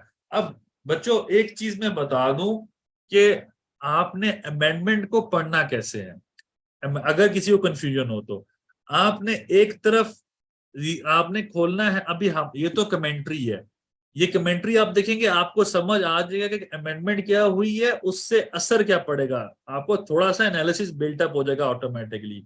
आपने खोलना है एक तरफ इनकम टैक्स ऑर्डिनेंस या सेल्स टैक्स एक्ट या फेडरल एक्साइज या कस्टम्स एक्ट, दूसरी तरफ खोलना है फाइनेंस बिल। तो उधर से रेलेवेंट सेक्शन में जो चेंज आई है उधर से पुराना सेक्शन पढ़ेंगे और नया अमेंडमेंट देखेंगे, तो आपको समझ आ जाएगी कि अमेंडमेंट हुई क्या है। खैर, डिजिटल इनिशिएटिव्स के इन एक नया directorate general of digital initiatives बना रहे हैं। मतलब मेरे ख्याल से ये समथिंग कुछ एक्स्ट्रा हो रहा है कि एफबीआर मतलब अपने सिस्टम को वसी करने के लिए बढ़ाता जा रहा है। और इसके तहत ये होगा कि क्या कहते हैं, मेरे ख्याल से नौकरियां ज्यादा होंगी ऑल दो, बट जो टैक्स कलेक्शन है उससे फर्क नहीं पड़ता। इन इदारों को बनाने से, इन डायरेक्टरेट्स को बनाने से इम्पैक्ट नहीं पड़ता। जो ऑलरेडी बिल्ट इन है उसी में काम चला के देख लो, उसी से रेवेन्यू कलेक्शन करके देख लो। लेकिन नहीं, खैर बना रहे हैं तो बना रहे हैं, तो करें तो कर रहे हैं। खैर तो सिगरेट के वर्ड को ऐड कर डिफरेंट उसका मतलब वर्ड चेंज कर दिया है, इसमें कोई खास नहीं है। फिफ्थ शेड्यूल में अमेंडमेंट, मतलब यहाँ पर अगर देखो तो बजट टोटल सेल्स टैक्स में सिर्फ 4 से 5 अमेंडमेंट्स आई हैं, जो कि कोई खास अमेंडमेंट नहीं, उसी को वैसे रखा है, वहां सिवाय कि टैक्स के रेट को थोड़ा बढ़ा दिया है, तो उसके अलावा कोई खास अमेंडमेंट नहीं है। फिफ्थ शेड्यूल में हमारी थोड़ी सी डाल दी गई है अमेंडमेंट। सिक्स शेड्यूल में हमारी होती है एग्जम्पशंस। मैं आपको बता दूं थोड़ा सा, सेल्स टैक्स की डिवीजन ऐसे है कि शेड्यूल 3 में वो गुड्स आते हैं जिसपे 18% रेट लगता है। इसी तरह शेड्यूल 6 जो होता है बच्चों, वो होता है जिसमें एग्जम्पशंस होती हैं। कौन कौन से item exempt from sales tax हैं वो शेड्यूल 6 में प्रोवाइडेड होते हैं। इसी तरह इनकम टैक्स ऑर्डिनेंस के शेड्यूल सेकंड शेड्यूल में सारी एग्जम्पशंस प्रोवाइडेड हैं।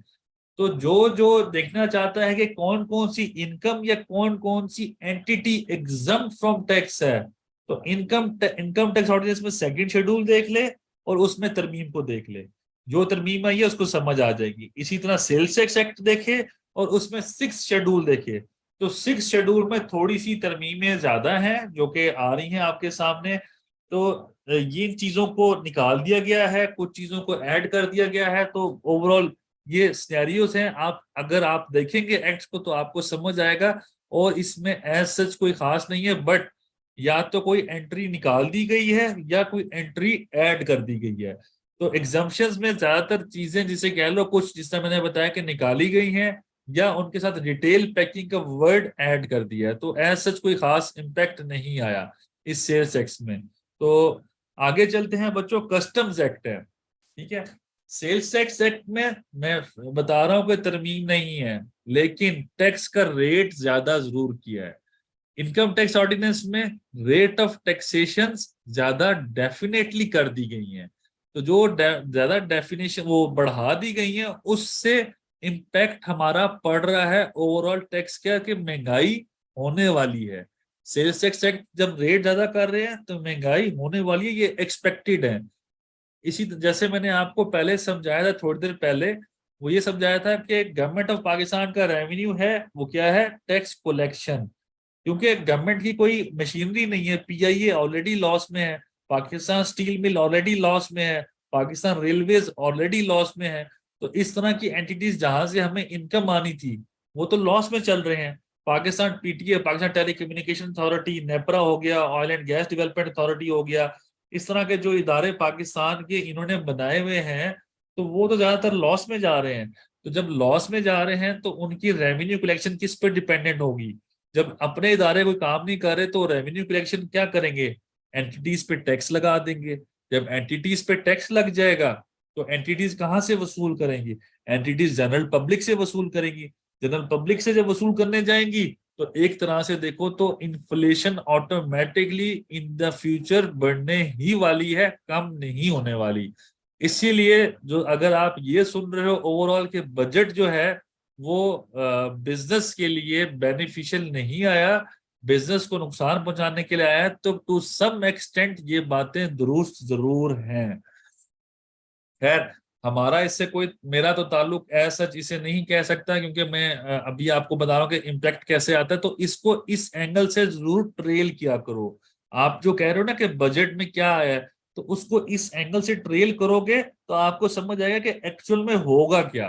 तो खैर, कस्टम ड्यूटीज में कुछ अमेंडमेंट्स आई हैं जो रिलीफ काफी, उन्होंने कस्टम्स के एंड से देखे तो काफी अमेंडमेंट्स की हैं। उन्होंने काफी चीजों पे एक तरह से जिसे कह लो कि एक तरह से कुछ चीजें पे एग्जम्पशन डाली है, पर्टिकुलरली फॉर जिसे कह लो कि हमारी गाड़ियों की इंडस्ट्री को रिवाइव करने के लिए, हमारी अपनी जो मिलेट ट्रैक्टर्स हैं या ट्रैक्टर इंडस्ट्री को रिवाइव करने के लिए, for the production of more agricultural income, उसको रिवाइव करने के लिए उन्होंने एग्जम्पशंस प्रोवाइड किए हैं कि at the stage of import custom duty नहीं लगेगी। सोलर पैनल एक नया एवेन्यू था। सोलर पैनल पहले कम टैक्स पे आ रहे थे, अब थोड़े से बढ़ा दिए गए हैं रेट उस पे, लेकिन सोलर पैनल की जो मशीनरी थी, जो मशीनरी भी इंपोर्ट करेंगे तो उस पे कस्टम ड्यूटी अब 0 कर दी गई है। तो इस तरह की चीजों पे कुछ बेहतरी जरूर लाए हैं इसके अंदर कि आप, क्योंकि पाकिस्तान में ओवरऑल जिसे कह लो कि कोई चीज बन तो रही नहीं है, प्रोडक्शन इंडस्ट्री नहीं है। हम जो चीज बना रहे हैं, हम कोई इन्वेंशन नहीं कर रहे, हम गाड़ियों के ऑल्दो कोई इंजन वगैरह नहीं बना रहे अभी, हमें ये सब कुछ अहम अहम चीजें इंपोर्ट करनी पड़ती हैं, इंक्लूडिंग जैसे आप कैमरा भी कह लो, जो सीसीटीवी कैमरास होते हैं वो भी ज्यादातर इंपोर्ट हो रहे हैं फ्रॉम चाइना। तो बेसिक्स चीजें हैं, मतलब वो भी जब इंपोर्ट हो रही है, हमारी इंडस्ट्री रिवाइव नहीं हो पा रही, तो उन्होंने रिवाइवल की यहाँ पर कोशिश जरूर की है। खैर, स्मगलिंग की उन्होंने डेफिनेटली स्मगलिंग को रोकने के लिए काफी एफर्ट्स किए हैं कि उन्होंने पहले स्मगलिंग के लिए एरियाज डिफाइन थे कि इस एरिया से आएगा तो वो स्मगल्ड है, इन एरिया से आएगा तो स्मगल नहीं है। अब उन्होंने कहा कि पाकिस्तान की बाउंड्री में कहीं से भी आएगा सामान अपार्ट फ्रॉम दीज, वो स्मगल्ड है। ठीक है, इसी तरह पाकिस्तान कस्टम एकेडमी को थोड़ा सा जो वर्ड है वो चेंज किया है, पहले भी कोई वर्ड था लेकिन अब उन्होंने थोड़ा सा पाकिस्तान कस्टम एकेडमी कर दिया ओवरऑल। अब एक नई खासदार फोर्स बनाई गई है जो कि जब जरूरत पड़ेगी उनको कस्टम्स वाले कहेंगे कि हमें ये चीजें इंपाउंड करनी है सड़क के ऊपर से, रास्ते से, फलाने इलाके से, तो वो एक नई फोर्स की वो जरूरत आन पड़ी है, तो वो उनसे उनकी सहूलत ले सकते हैं, उनकी सर्विसेज ले सकते हैं कस्टम्स वाले। तो कस्टम ड्यूटी को जो एग्जम्पशन के लिए है वो जिसे कह लो कि वो गवर्नमेंट ऑफ पाकिस्तान के लिए इनहांस कर दिए कि वो जब चाहें जिस मर्जी चीज को चाहें, जैसे मर्जी चाहें, जब मर्जी चाहें एग्जम्पशन या कस्टम ड्यूटी से निकाल सकते हैं। तो ये नेगेटिव है। नेगेटिव इस एंगल से है कि गवर्नमेंट जो चीज चाहे, जिस चीज पे चाहे गाड़ियां निकाल सकती है जब दिल चाहे। लेकिन पॉजिटिव इस एंगल से है कि जब कोई जलजला आएगा, सैलाब जदगान इलाकों के लिए कोई भी सामान आएगा, फार्मास्यूटिकल प्रोडक्ट्स आएंगे, जैसे कि अभी कराची हिट हो रहा है विद नया साइक्लोन, तो उनकी रिलीफ के लिए जो चीजें हम इंपोर्ट करेंगे, गवर्नमेंट उस पर नोटिफिकेशन इशू कर सकती है कि इन एरियाज को बचाने के लिए जो चीजें इंपोर्ट की जाएंगी उन पर टैक्स नहीं लगेगा, कस्टम ड्यूटी नहीं लगेगी। तो वो थोड़ा सा उन्होंने अपनी पावर्स को बढ़ाया इसको, इस एवेन्यू को करने के लिए, ऑल्दो पहले भी थी बट थोड़ा सा उन्होंने इसको मजीद पावर्स ज्यादा दी गई हैं गवर्नमेंट ऑफ पाकिस्तान को। पहले फेडरल बोर्ड ऑफ रेवेन्यू के पास पावर होती थी, अब गवर्नमेंट ऑफ पाकिस्तान के पास भी पावर आ गई है। कस्टम्स की वैल्यू को आइडेंटिफाई करने के लिए थोड़ी सी सब्स्टिट्यूशन की गई है। वो क्या है कि पहले जो एक अप्रेजल ऑफिसर था वो वैल्यू किया करता था, अब ये है कि इंटरनेशनल एक्सेप्टेड जो थी वैल्यूज होती हैं, इंटरनेशनली एक्सेप्टेड या फोरम्स होते हैं, उसकी वैल्यूज को भी लिया जा सकता है। अप्रेजल सिर्फ की वैल्यू नहीं चलेगी, इंटरनेशनल प्राइस जो चल रही है उसको भी लिया जा सकता है। और वो डायरेक्टरेट जो है वो कंसल्ट कर सकता है किसी भी इंटरनेशनल कंपनी से कि आपने किस चीज पे बेची है। पहले तो यहाँ पर जो बायर से इनवॉइस आती थी उस इनवॉइस पर कस्टम ड्यूटी लगती थी। अब ये कंसल्ट कर सकते हैं उनसे ताकि उसकी प्राइस ली जा सके या थर्ड पार्टी वेरिफिकेशन भी की जा सकती है। अच्छा, अब इसके अलावा अगर होम कंजप्शन के लिए आप इंपोर्ट कर रहे हैं तो उसको जिसे कह लो कि owner of import file good, मैं अपने घर के लिए कोई चीजें मंगवाता हूँ, ठीक है, तो 3 दिन के अंदर अंदर मैं जीडी फाइल कर सकता हूं अगर मैंने मंगवाने हैं। तो अगर बॉर्डर पे पहुंच गए हैं तब भी, पहले मैं फाइल करता था, इनवॉइस आती थी तब आता था। अब पहले उस ज्यादातर डिस्करेज ये करते थे कि मैं अपनी कंजम्पशन के लिए जो गुड्स हैं वो इंपोर्ट ना करूं, बट ये अब हो गया है कि मैं कर सकता हूं। अच्छा, अब पेरिशेबल गुड्स का पहले था कि 1 महीना रखेंगे, अब वो 3 महीने तक पेरिशेबल गुड्स को वेयर हाउस में रख सकते हैं क्योंकि कोल्ड स्टोरेज लगा रहे हैं ओवरऑल। तो बैगेज की चेकिंग के लिए भी थोड़ा सा कर दिया है, एक जैसे कह लो अटॉर्नी दी जा सकती है कि किसी का सामान है तो कोई दूसरा बंदा, पहले ये था कि जैसे हम हज करने जाते हैं या हज से वापस आते हैं तो मैं अपने सामान का वारिस हूं या मालिक हूं, मेरे सामान से कोई भी गलत चीज निकलती है तो वो स्मगलिंग के मैटर में या करप्शन के मैटर में आती है। तो अब मेरा जो मुझे लेके गया है स्पॉन्सर या मेरे साथ एक डेलीगेशन गया हुआ है बंदों का जो मुझे लेके जा रहा है, जैसे कि जो सऊदीया में हज करने के लिए एक बंदा होता है जो कि जाता है और आता है आपके साथ, तो वो भी अटॉर्नी दे सकता है, सामान की गारंटी दे सकता है। तो उसके लिए भी थोड़ा सा किया गया है। एक चीज जो मेरे नजदीक नेगेटिव है वो ये है कि ट्रांसफर ऑफ केसेस, ये एडमिनिस्ट्रेशन पावर है, ये थोड़ी सी उन्होंने बढ़ा दी है या उन्होंने चेंज किया, मॉडिफाई की है। फॉर एग्जांपल मैं बताता हूँ जैसे कि पहले जब भी कोई केस होता था during the stage of appeals वो ट्रांसफर हो सकता था, ऑल्दो लॉ में लिखा हुआ था at any stage, but appeals में होता था तब ट्रांसफर होता था। अब ये है कि गवर्नमेंट जब चाहे जैसे मर्जी चाहे जिस मर्जी फील्ड फॉर्मेशन को मार्क कर सकती है। कोई भी केस, पेशावर का केस इस्लामाबाद में चेक हो सकता है, इस्लामाबाद का केस कराची में भी चेक हो सकता है। एफबीआर या गवर्नमेंट ऑफ पाकिस्तान जिस मर्जी को कहे इन्वेस्टिगेशन के लिए वो कर सकती है, वो करेगी भी सही इन द फ्यूचर। खैर, तो ये चीज प्रपोज की गई है। एक अपील के लिए एक नया सेक्शन इंट्रोड्यूस किया गया है, इसके तहत अपील हो सकती है। ये ओवरऑल इनमें अमेंडमेंट्स थी। जो चीजें अमेंडमेंट्स मजीद आई हैं जिसपे एग्जम्पशंस डाल दी गई हैं, तो वो lithium battery, solar inverters, PV module, lithium ion battery, solar inverters, raw material for the manufacture of plastic के मॉड्यूल जो होते हैं, सिलिकॉन एडहेसिव, इन पर एग्जम्पशन बढ़ा दी, मतलब एग्जम्पशन दे दी गई है, कस्टम ड्यूटी नहीं लगेगी।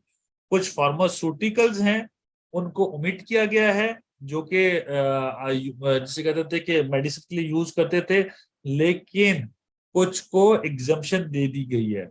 जैसे कि एग्जम्पशन ऑन मोक्सीफ्लॉक्सिसिन इज ओमिटेड, और कुछ जो नए आइटम्स हैं उनको 5th शेड्यूल में डाल दिया गया है ताकि उन पे टैक्स लग सके। तो ये वो आइटम्स हैं जिनको कर दिया गया है। पार्ट 3 और 5th शेड्यूल जो है अब डिफरेंट पार्ट्स में डिफरेंट है। पोल्ट्री और टेक्सटाइल सेक्टर में थोड़ा सा जिसे कह लें कि आपको एग्जम्पशंस दी गई हैं, तो वो ये एग्जम्पशंस इसमें डिफाइंड है। और इसी तरह एक मिनट में आपको ये है, import of hybrid electric vehicles under auto industry development and export policy programme. इसके तहत जो हाइब्रिड इलेक्ट्रिक व्हीकल है वो जो है उसकी एक्सपोर्ट पॉलिसी के तहत 2021 से 2026 तक उसको बढ़ा दिया गया है और उस पे जो ड्यूटी है वो कम कर दी गई है। इसी तरह एग्रीकल्चर ट्रैक्टर्स पे भी और उसकी जो मशीनरी पे भी एग्जम्पशन दे दी गई है, तो थोड़ा सा ये बेहतर किया गया है। तो कस्टम ड्यूटीज में कुछ आइटम्स को निकाल दिया, कुछ आइटम्स को डाल दिया गया है, लेकिन ओवरऑल जो इंडस्ट्री वाइड आइटम्स थे फार्मास्यूटिकल्स कंपनीज के लिए उनको एग्जम्पशन दी गई है ताकि मेडिसिन यहाँ बन सकें, बेसिक नेसेसिटीज जो लोगों की है वो फुलफिल हो सकें, तो उसके लिए बेहतर किया गया है। जबकि कुछ आइटम्स को निकाल दिया गया है ताकि उन पर टैक्स लग सके, कस्टम ड्यूटी लग सके। स्मगलिंग को रोकने के लिए कुछ फोर्सेस भी बना दी गई हैं और स्मगलिंग की डेफिनेशन को एक्सपेंड कर दिया है। तो कस्टम ड्यूटी में ओवरऑल ये चेंजेस जो इम्प्लीमेंट कर दी गई हैं की जाएंगी अगर फाइनेंस एक्ट हमारा पास हो जाता है। अब हमारा लास्ट हमारा ये है कि जो फेडरल एक्साइज ड्यूटी है उसमें कुछ अमेंडमेंट्स की गई हैं, जो कि थोड़ा सा मैं आपको बता देता हूं कि एफईडी इम्पोज कर दी गई है, जो कि बल्ब्स होते हैं एनर्जी एफिशिएंट बल्ब्स उन पर और बल्ब्स और एनर्जी एफिशिएंट फैंस उन पर एफईडी पर पंखे पर 2000 रुपए लगा दिए गए हैं, जो भी इंपोर्टेड या लोकल। और जो बल्ब होते हैं उन पे 20% की जो वैल्यू है उसके एक्स्ट्रा उस पे एक तरह से एक्साइज ड्यूटी लगा दी गई है। तो ये ओवरऑल इसका गवर्नमेंट के लिए रेवेन्यू मेजर है, बट इंडस्ट्री के लिए एक नेगेटिव मेजर है। और एक और चीज, जब भी आपने अगर क्लासेस ली हो या आप अगर टैक्स को समझते हो, इसमें ये होता है कि जब भी कभी आप लोगों ने इंटरनेशनल पेमेंट करनी है, तो इंटरनेशनल पेमेंट जैसे इनकम टैक्स ऑर्डिनेंस में आप लोगों ने देखा है, तो पहले होता था फ्रेंचाइज के तहत पेमेंट करनी है, रॉयल्टी पेमेंट करनी है, तो उस पर इनकम टैक्स लगा करता था, आपने टैक्स काटना था। लेकिन उस पर सेल्स टैक्स नहीं बनता। रीजन भी कि आप कोई बाहर के मुल्क में सेल्स टैक्स नहीं लगा सकते। सेल्स टैक्स पाकिस्तान का स्टैचू है, वो यहाँ पर लगेगा। यहाँ के बंदे पे इनकम टैक्स जो बाहर पैसे जा रहे हैं उस पे लग सकता है इनकम टैक्स, सेल्स टैक्स नहीं लगता था। उन्होंने अब ड्यूटी लगा दी है, फेडरल एक्साइज ड्यूटी। पहले लगती थी सिर्फ फ्रेंचाइज पे, अब लगा दी गई है रॉयल्टी और फी फॉर टेक्निकल सर्विसेज पे भी। तो ये जो है 10% पहले था, रेट था फ्रेंचाइज के ऊपर, अब रॉयल्टी भी पे करोगे इंटरनेशनल या टेक्निकल सर्विसेज की भी कोई फी पे करोगे इंटरनेशनली, तो उस पर 10% आप एडिशनल फेडरल एक्साइज ड्यूटी पे करोगे। तो ये चीज एक उन्होंने ड्यूटी बढ़ा दी है। सेम वैसे ही है कि इन्होंने एक नया इदारा बनाया है, वो क्या, directorate general of digital initiatives. वहां पर भी जॉब्स आएंगी, वहां पर भी वो बेसिकली एडजुडिकेशन मैटर को या केसेस को स्विफ्टली रिजॉल्व करने के लिए, कामों को जल्दी खत्म करने के लिए ये हरकत कर रहे हैं, ताकि ये हो सके, हमारी एफईडी कलेक्शन हो सके प्रॉपर। इसी तरह रूल्स की जो पावर, बोर्ड की जो रूल्स की पावर है वो थोड़ा सा इनहांस कर दी गई है। और उन्होंने कहा है कि क्योंकि एफईडी वो वाहिद है जिसके रूल्स रेगुलेशंस कम पब्लिश होते थे, जबकि वो एफबीआई के अपने पास पड़े जाते थे, तो उन्होंने कहा कि हम इंश्योर करेंगे कि एफईडी के रूल्स एंड रेगुलेशन एक रेगुलर पब्लिश हो और वेबसाइट पर चढ़ा दिए जाएं। तो आप नीचे देखो बच्चे, जो नई एंट्रीज हैं 2000, जो energy efficient locally manufactured and imported जो भी हमारे पंखे हैं उन पे 2000 पे ड्यूटी लगा दी गई है, जो एनर्जी एफिशिएंट है। इसी तरह जो बल्ब्स हैं उस पे एड वैल्यू के हिसाब से, मतलब 20% एड वैल्यू लगा के उस पर ड्यूटी कलेक्ट की जाएगी, वो भी डाल दिया गया है। तो फ्रेंचाइज, और मैंने जैसे बताया पहले फ्रेंचाइज पर था, अब royalty and fee for technical service पर भी ड्यूटी लगा दी गई है 10%, पहले सिर्फ फ्रेंचाइज पे था। तो ये चीजें थोड़ी सी जिसे कह लो कि इंडस्ट्री को हिट कर रही है, क्योंकि इंडस्ट्री पाकिस्तान की, लेट से कि कोई इंडस्ट्री, कोई टेलीकॉम इंडस्ट्री कर लेते हैं, तो टेलीकॉम इंडस्ट्री है, उसका जो इक्विपमेंट है, जैसे टावर का इक्विपमेंट होता है, टावर में बैटरीज लगती हैं, जनरेटर लगता है, तारें लगती हैं, उसमें डिवाइसेस लगती हैं फॉर सिग्नल्स कैचिंग और सिग्नल्स की डिस्बर्समेंट्स के लिए। उसमें काफी ज्यादा जैसे कहें कि फाइबर ऑप्टिक्स लगा करती है, सॉरी बच्चे, तो फाइबर ऑप्टिक्स लगा करती है। तो इन सब की वजह से उनका सामान पाकिस्तान में नहीं बना करता, वह सामान इंटरनेशनली हुवावे, नोकिया, सीमेंस या इस तरह की कंपनीज सप्लाई किया करती हैं टेलकोस को, ऑल द टेलकोस। तो इस वजह से अब वो जब इंपोर्ट करेंगे और उनको इंटरनेशनल पेमेंट करेंगे, या इंपोर्ट नहीं करेंगे तो या कोई सर्विस लेंगे उनसे, तो जब पेमेंट करेंगे इंटरनेशनल, तो उस पर जो टैक्स है, इनकम टैक्स तो काटना है, साथ एफईडी भी आपने गवर्नमेंट ऑफ पाकिस्तान को देनी पड़ी है। तो इंटरनेशनली तो लोग कहते हैं कि हमें तो कुछ नहीं, हमें हमारे पैसे चाहिए। वो तो कहते हैं कि टैक्स आप जाने और पाकिस्तान वाले जाने, हमें टैक्स का कोई वो नहीं है, हमें यहाँ पर इतनी पेमेंट चाहिए।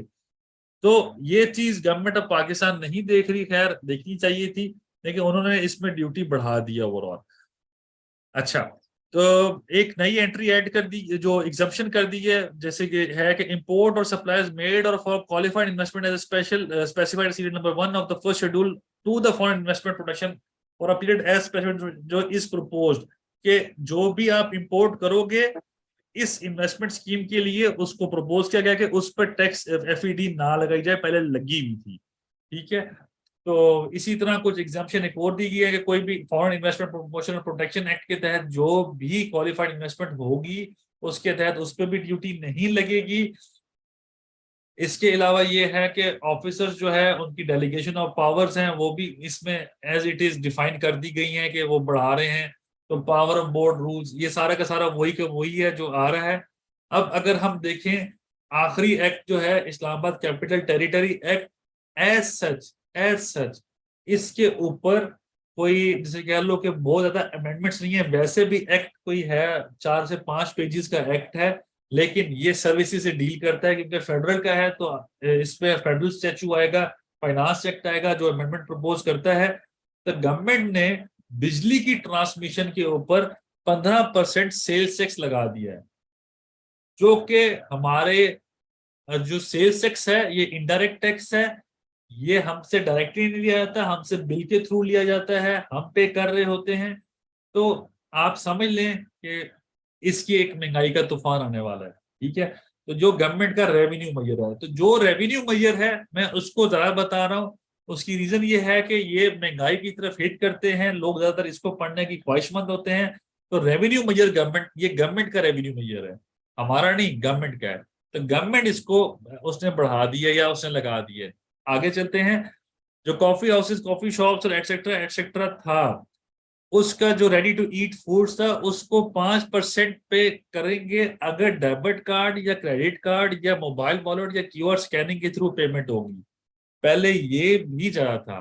तो होटल्स वगैरह या इस तरह की इंडस्ट्री में जब भी पेमेंट करते थे तो आपको 17% 15% चार्ज कर रहे होते थे सेल्स टैक्स, अब वो नहीं है। तो IT and IT enabled services वैसे ही चल रहा है। अब बच्चों मेरा जो है ओवरऑल सेशन यहीं पर ना एज सच, वो पहले ऊपर रेवेन्यू मेजर्स था, नीचे अमेंडमेंट्स आ रही हैं, ये सेशन हुआ जाता है खत्म। ये सब चीजें आपको with the passage of time share कर दी जाएंगी। लेकिन जाने से पहले एक लास्ट चीज जो कि इन सब की समरी है, ये जो मैंने पढ़ाया है इस सब की समरी यहां पर मैंने डिफाइन कर दी गई है। थोड़ी सी मैंने डिफाइन करने की कोशिश की है। पाकिस्तान इकोनॉमी क्या है, debt GDP to debt ratio या जीडीपी टू जो परसेंटेज है वो क्या है कि जीडीपी हमारी 5.74 थी 2021 में। और एफबीआर क्या करता है, एफबीआर की रेवेन्यू कलेक्शन कितनी है, 18.7% बजटेड थी। मतलब एफबीआर ने इतने पैसे कलेक्ट करने थे फ्रॉम लोकल्स ऑफ पाकिस्तान, तो उसको उन्होंने अभी, यानी कि उनका टारगेट हमेशा ज्यादा होता है। अभी आप समझें मैं 2023 लास्ट पे जा रहा हूं, 28.1 उनका टारगेट है, ठीक है, परसेंट, जबकि जीडीपी की ग्रोथ कितनी है 0.29%, 1% से भी कम। तो आप समझ लें कि एफबीआर हर तरफ से आने वाला है कंपनीज के पास रेवेन्यू कलेक्शन के लिए, उनका टारगेट अगली बार इससे भी ज्यादा है। तो आप समझ लो उनका 40% का टारगेट है और जीडीपी हमारी 1% से भी कम है।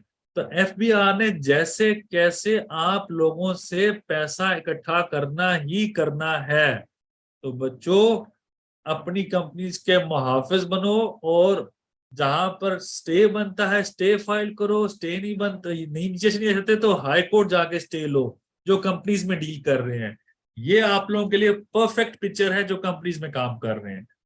आगे चलते हैं। ये जो मेरी पूरी प्रेजेंटेशन थी उसमें कुछ जो नेगेटिव्स हैं वो मैंने येलो हाईलाइट किए हैं और बकिया चीजें मैंने वैसे कि वो हैं तो नेगेटिव ही, लेकिन कुछ पॉजिटिव्स भी हैं तो वो सारे ओवरऑल इधर हाईलाइट कर दिए। जैसे येलो में पढ़ता हूँ, सुपर टैक्स रेट रेट्रोस्पेक्टिवली 10% के तहत इंक्रीज कर दिया है।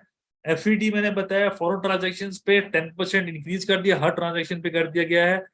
गवर्नमेंट एडिशनल टैक्स लगा सकती है जो मैंने बताया 99D के तहत वो लगा सकती है। विद होल्डिंग जो है गवर्नमेंट की वो जो है वो उसका रेट थोड़ा सा उन्होंने बढ़ा दिया है। और income tax commissioner will now have power to recover all those type of outstanding, वो भी पावर दे दी गई है जो किसी और एक्ट के तहत बनती थी। तो ये ओवरऑल समरी है। तो ये प्रेजेंटेशन भी शेयर हो जाएगी बच्चों। ये हमारा था बजट का सेशन, आप लोग इसको जरा देख लीजिएगा इंशाल्लाह। With the passage of time आपको इसकी समझ आनी शुरू हो जाएगी, 3-4 दफा देखेंगे तो अंडरस्टैंड कर जाएंगे कि बजट का बिल जो आया है वो क्या था, क्या अमेंडमेंट होनी थी, क्या अमेंडमेंट हो रही है, किस तरफ नेगेटिव है, किस तरफ पॉजिटिव है। तो बच्चों जरा ये देख लीजिएगा। सवालों का सेशन बच्चों मैसेजेस पे रख लेते हैं। हम कोई और चीज हो, अगर आपका कोई और क्रिटिकल क्वेश्चन है, किसी ने पूछना है तो बच्चों पूछ लो। I am open to answer any kind of question. आप लोग पूछें, हमारे कॉलेज के बारे में पूछना है वो पूछें, जहां हम पढ़ा रहे हैं वो पूछें, जैसे आपका मजीद दिल करता है, जो मर्जी इनकम टैक्स, सेल्स टैक्स, जो भी सवाल है बच्चों पूछ सकते हो आप, but you have very limited time.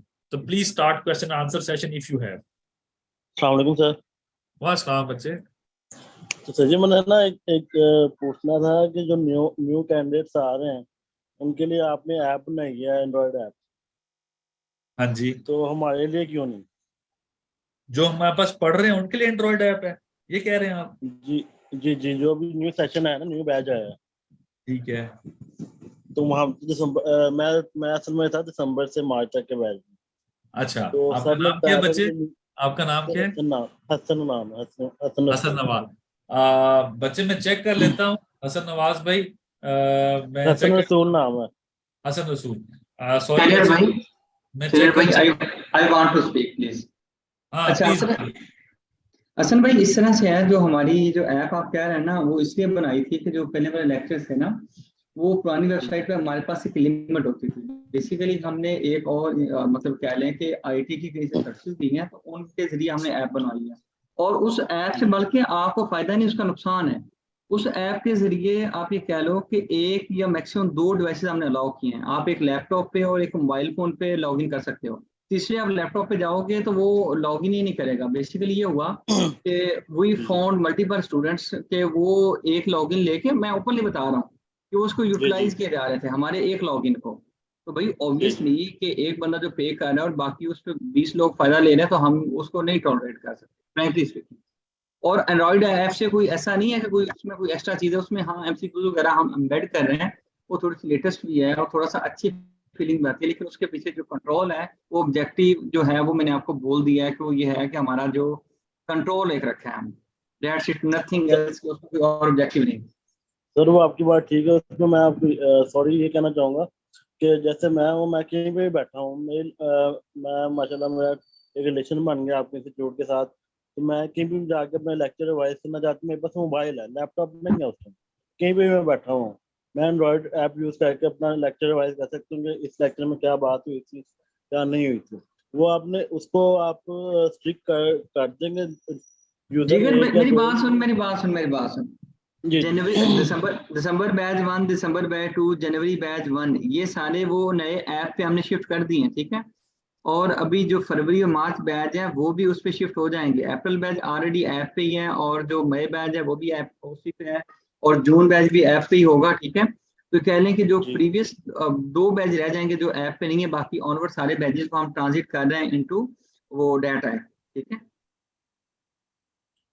तो सर मैं लॉग इन कर सकूंगा ऐप में?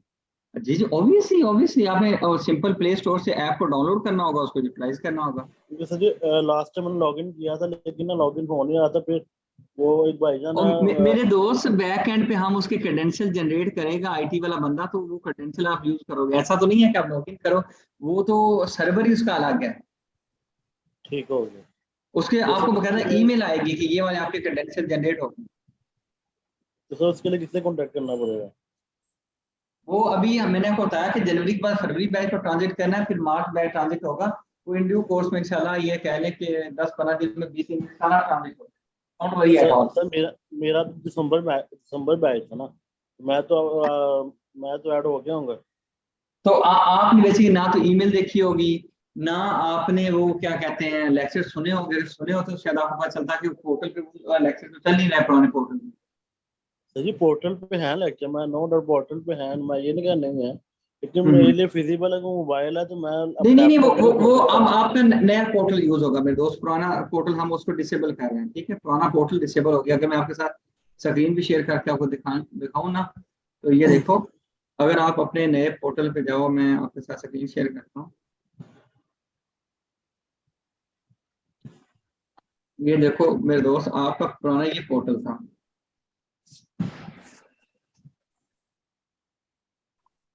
ये वाला, ठीक है। इस पोर्टल पे चीजें आती थी, ठीक है। अब ये इसी पोर्टल पे एक LMS का बटन हमने ऐड किया, ठीक है। ये जो कुछ अर्से बाद ये वाली वेबसाइट वैसे ही हमने इसको वो आर्काइव कर देना है। यहाँ पे आप क्लिक करते हो तो नए पोर्टल पे ले जाता है, ठीक है। नए पोर्टल पे जब आप लैंड करते हो तभी प्ले आ जाता है। तो इस पे जब आप प्ले करते हो लेक्चर, तो वो कहता है पहले ऐप डाउनलोड करो, ठीक है। तो इस तरह से है ये चीज। अभी नेट थोड़ा सा सर स्लो मुझे, है। जी मुझे थोड़ा ये गाइड कीजिएगा कि मैं ऐप यूज कैसे कर सकता हूँ। ये मैं आपको नंबर बताता हूँ। ये तनवीर साहब को आपने कॉल करनी है, तो यही नंबर आपके पास इंस्टीट्यूट का नंबर है भी, ये देख लो। ये नंबर कहाँ पे किया, ये व्हाट्सएप का बटन बना हुआ है ना, इस पे कर देना क्लिक, या ये नंबर लिखा हुआ है, ठीक है। इनको अप्रोच करना, ये आपको बता देंगे, सर ठीक है। Thank you so much. That's it. बाकी जी शहरियार साहब से आप सवाल जो करने हैं, आप शहरियार साहब से सवाल अपने करें।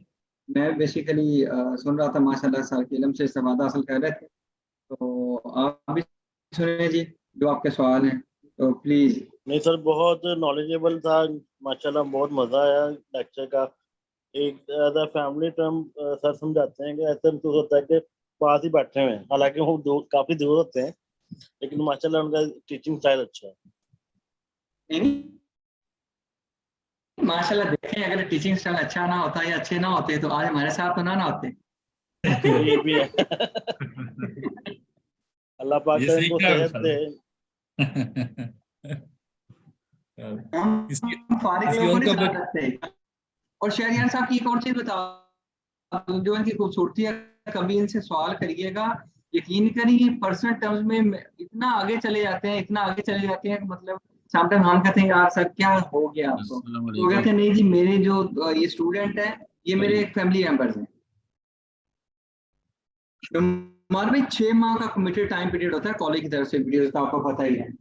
उसके बाद आप एक्सटेंड करवाना चाहो तो उसके लिए आपको एक्स्ट्रा कॉस्ट पे करनी पड़ती है, वो शायद आप जानते हैं। वो भी आप तनवीर साहब से रब्ता कीजिएगा, वो कॉलेज मैनेजमेंट का तरीका कार है। अच्छा, किसी और का कोई क्वेश्चन है? एनी अदर क्वेश्चन किसी की तरफ से बच्चों तो पूछो। वालेकुम सर। वालेकुम जी सर, मैं सलाम। कोई एक क्वेश्चन करना चाहता हूँ, सॉरी। जी अख्तर हेलो, भाई। जी जी। अस्सलाम वालेकुम सर। वालेकुम सलाम। सर जी, मेरा क्वेश्चन ये है कि हमारी अक्सर ये थ्योरी रहती है कि हम जो बजट बनाते हैं तो हम हिस्टोरिकल डेटा के बेस पे बनाते हैं। सम टाइम हम जब कोई बजट बनाते हैं, जैसे इसका एक किस्म है जीरो टाइप बजट जिसे कहते हैं, वो हम हिस्टोरिकल डेटा से नहीं बनाते। तो मुझसे ये क्वेश्चन भी काफी दफा किया गया है, तो ऐसा कौन सा बजट है जो हम हिस्टोरिकल जीरो बजट के अलावा, कि जो हिस्टोरिकल डेटा के बेस पे हम नहीं बनाते और हम फिर भी एक बजट क्रिएट कर सकते हैं किसी ऑर्गेनाइजेशन के लिए? Thank you sir. अच्छा बच्चे, इसके लिए प्राइमरीली ये होना चाहिए कि आपको उस कंपनी के, आप लेट्स से कि for the first time company के बजट को सोचो, तो फॉर द फर्स्ट टाइम आप कंपनी के टारगेट्स को सोचो कि कंपनी किस तरह सर्वाइव करेगी। तो वो तो जीरो पे खड़ी है ना कंपनी एट द बिगिनिंग। तो किस किस सेक्टर में काम करेगी, किस किस जगह पे जाएगी, कहाँ कहाँ से रेवेन्यू कलेक्शन करेगी। कोई भी कंपनी काम करती है, कंपनी को अगर ब्रॉडर एस्पेक्ट में देखो तो वो एक गवर्नमेंट है, तो वो ब्रॉडर एस्पेक्ट में अगर देखो तो वो भी जीरो पे खड़ी है। तो वो जो चीज नहीं लेके आ रही है, अब हुकूमत को तो नहीं पता था ना कि कितनी लोग सुपर टैक्स के एबिट में आते हैं, तो उन्होंने फिर भी लॉ लगा दिया। जब लॉ लग गया तो रेवेन्यू कलेक्शन उनके लिए हो गई। ये चैलेंज भी हो गया हाई कोर्ट में और सुप्रीम कोर्ट में, तो चैलेंज भी चलते रहते हैं। तो इस तरह की चीजें बाजू का जो नई अमेंडमेंट्स आती हैं उस पे गवर्नमेंट प्लान करती है।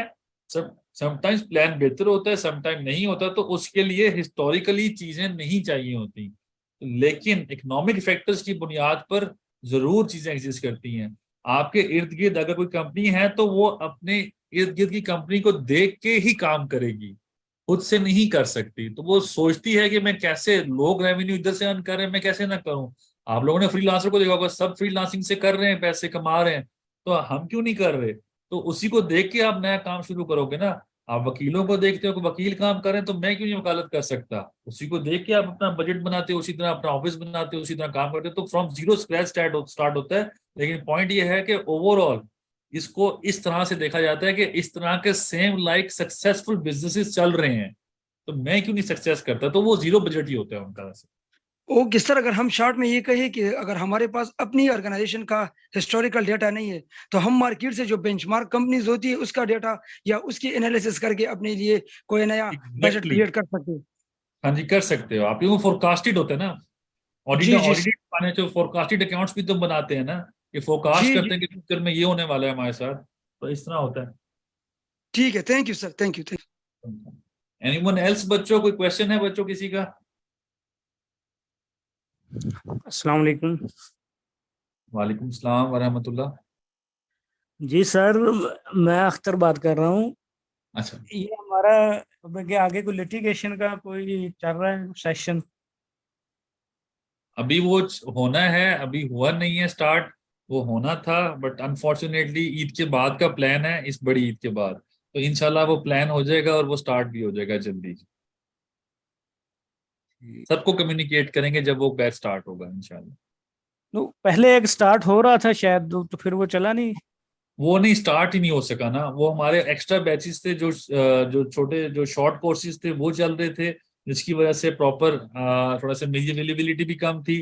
तो बशारत भाई भी थोड़ा सा थे कि वो हम इस तरह है कि हम डिफरेंट ऑफिसेज हम इकट्ठे होते हैं, लेकिन ऑफिसेज मैनेज कर रहे हैं, तो हमारे पास काम काफी था, जिसकी वजह से कि जून था ना, तो ये जून तक हमने थोड़ा सा इसको अवॉइड किया, इसलिए कि कंपनीज का जो रेवेन्यू होता है उनको एक तरह से हमारे क्लाइंट्स होते हैं, तो उनको बचाने के लिए हमें ज्यादा एक्स्ट्रा एफर्ट करनी पड़ती है, स्टेज लेने होते हैं हाई कोर्ट से, सुप्रीम कोर्ट से, तो इस तरह फिर हमें थोड़ा सा अपने आप को हमने कहा कि अपनी जिसे कह लें सहूलत के लिए थोड़ा सा रुके थे कि हम एक जगह पे टाइम लगा लें, उसके बाद जून के बाद we would be focus on this. पीछे से रमजान भी था, तो रमजान की वजह से नहीं कर सके, फिर रमजान के बाद ईद, ईद के बाद हमने कहा चलो बड़ी ईद के बाद करते हैं इसको ना, तो बड़ी ईद के बाद इंशाल्लाह हम उसको प्लान कर रहे हैं।